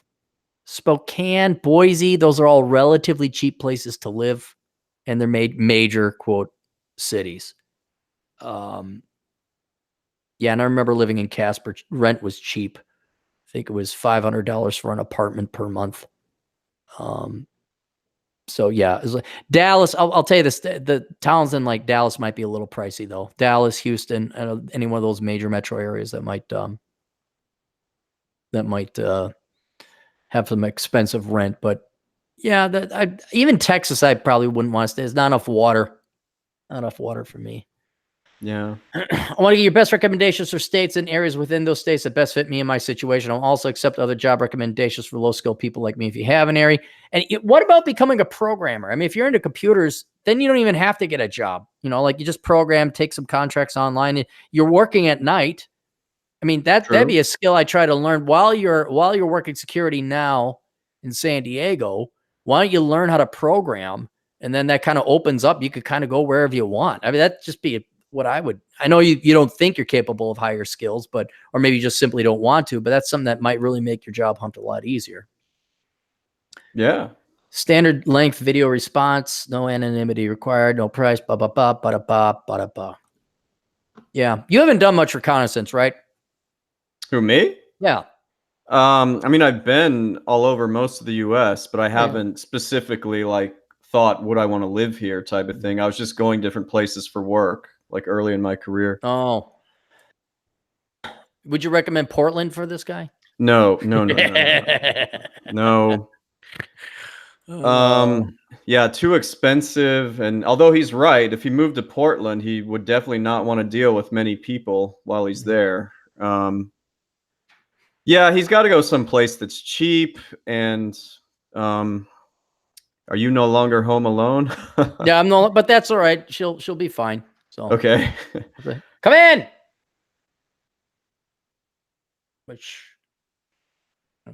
All right, so we got that. That was the last Asshole Consulting request. How are we doing on super chats? We just had one more from Darius again. He's been sending a bunch of these. Okay. Did you see Endgame? Oh, Avengers? Yeah, he asks, No. what did you think about Endgame? I never saw it. I didn't because they had Brie Larson in it, and after what just a rank spit in your face movie Captain Marvel was with Yeah. I was just like, no, I called it the turd in the punch bowl, like, but it's Avengers, it's Endgame. I'm like, yeah, it's a really big punch bowl with a rat turd about that big in it. It's like, I still don't want to see it because there's a rat turd in it. You ruined the whole thing. I don't care if she's only in it for 15 minutes. I'm like, no, I don't care. I just wasn't that interested in seeing it. I don't know. I'm not really into that type of stuff. No, I haven't gotten off my ass to see John Wick either, but a lot of that has to do that all the theaters that were nearby are all like assigned seating. Oh, really? Yeah, Huh. and it's like, maybe movies and I are just going to part in general. Maybe I'll just wait for John Wick to come out on DVD. Because I can sit there and just watch it then. So I really just the movies. I don't like I don't like the time. The last movie I saw was Shazam, and that was good. That was cool because it was at a local theater that didn't have assigned seating. But now it's like John Wick. All the movie theaters that were nearby now is like assigned seating. So I'm kind of like, I'd rather spend $20 to get the DVD than 17 and not have the DVD, and then just have the comforts of my own home. I just haven't been to the movies in a long time, so I don't think you're missing anything. I don't think so either. I really don't. We're gonna do X-Men 27, but it'll be a next generation crossover with Star Trek and Batman. Oh, shut the fuck up. Jesus. Yeah. All right, any more super chats? Just one that came in here. Nonstop Dre 360 for $1.99. What program language would you recommend learning? I got a video already up. Search the most in-demand programming languages. Okay. But like Python, R, C#, SQL, and there's some others. But yeah, and you could just search because it always changes every year. So take a look and see what's in demand. Learn to code. All right. Learn to code. Let's go through some final things. One, take a look for me on Praxi, the Praxi app. I'm up there. I'm not able to get to my page because they're still having some snafus, but Praxi is returning. So if you got to contact me through the Praxi app for emergency asshole consulting services. I also installed Telegram. You ever hear Telegram, that app? Yeah, I have that. Okay, I got that. See if you can find me on Telegram.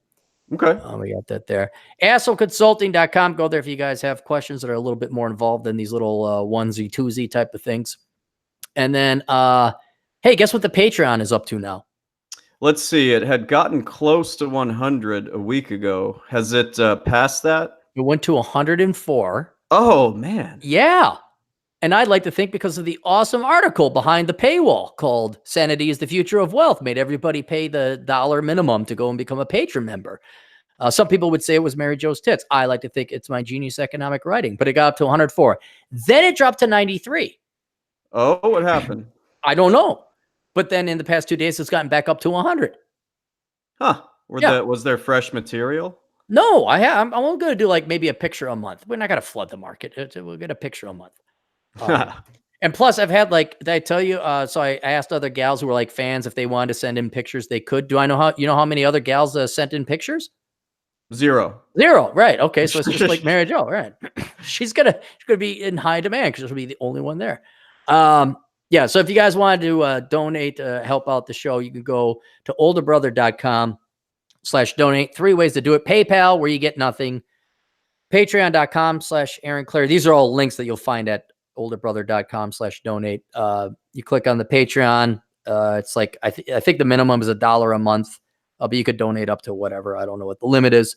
But that gives you access to the stuff behind the paywall, which includes some classy pinups from our good friend Mary Jo.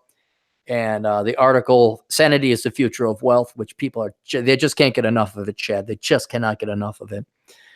And then the final way you can help out is by going through my Amazon affiliate link there and buying all your Amazon purchases through that link, because I get a 6 to 7% cut and it costs you nothing extra. And that is the best way to do it. And if you do that, that helps me out. Doesn't cost you anything more, and you get what you were going to buy anyway. And I think that's the most equitable. And as Stefan Molyneux would say, do the right thing.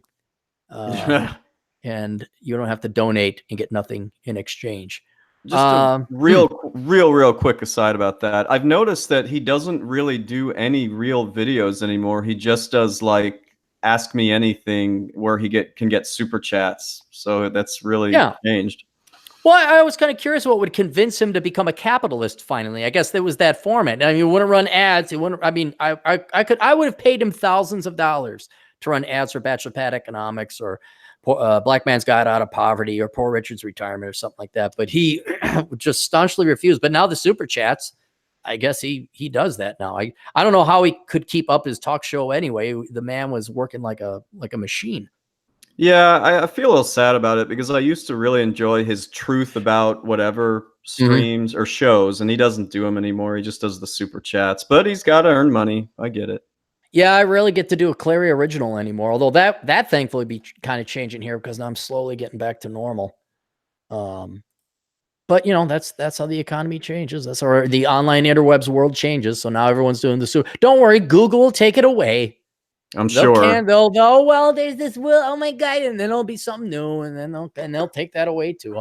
I think super chats have at most like a 2-year lifespan, and then Google will fuck with it. Ugh. They're gonna fuck with it. Where can people find you, Chad? They can find me at elkinscpa.com. There's also a book that my dad and I write called the Elkins Comprehensive Tax Guide 2019.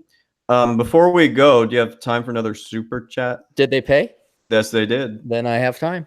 A Bacon Maldito for $2.23. Posting new show today. Did one live from the car. So go he said that the last time I went and it wasn't up there. I'm like waiting. I'm like, well, where is it? Huh. Well, we'll look for that. All right. We'll find it over at thegoddamnbacon.com. I had one last quick question for you. When somebody uses your affiliate, do you see exactly what they bought, or just they bought an item for $10? I see what is purchased, but there's no association with who bought it. Oh, okay, cool. Yeah, there's complete anonymity. It's just a list. So like you can analyze, oh, everyone's buying shoes. Well, maybe I should plug shoes more. Or people are buying, stereos. Maybe I should buy stereo or plug stereos more. I'd like to get into more like plugging, like, oh, I found this really cool thing on Amazon. Hey, everybody go buy it. But again, there's not enough time. Just not enough time in the world. Okay, cool. So, all right. Would you like to take us out correctly, Chad? $2.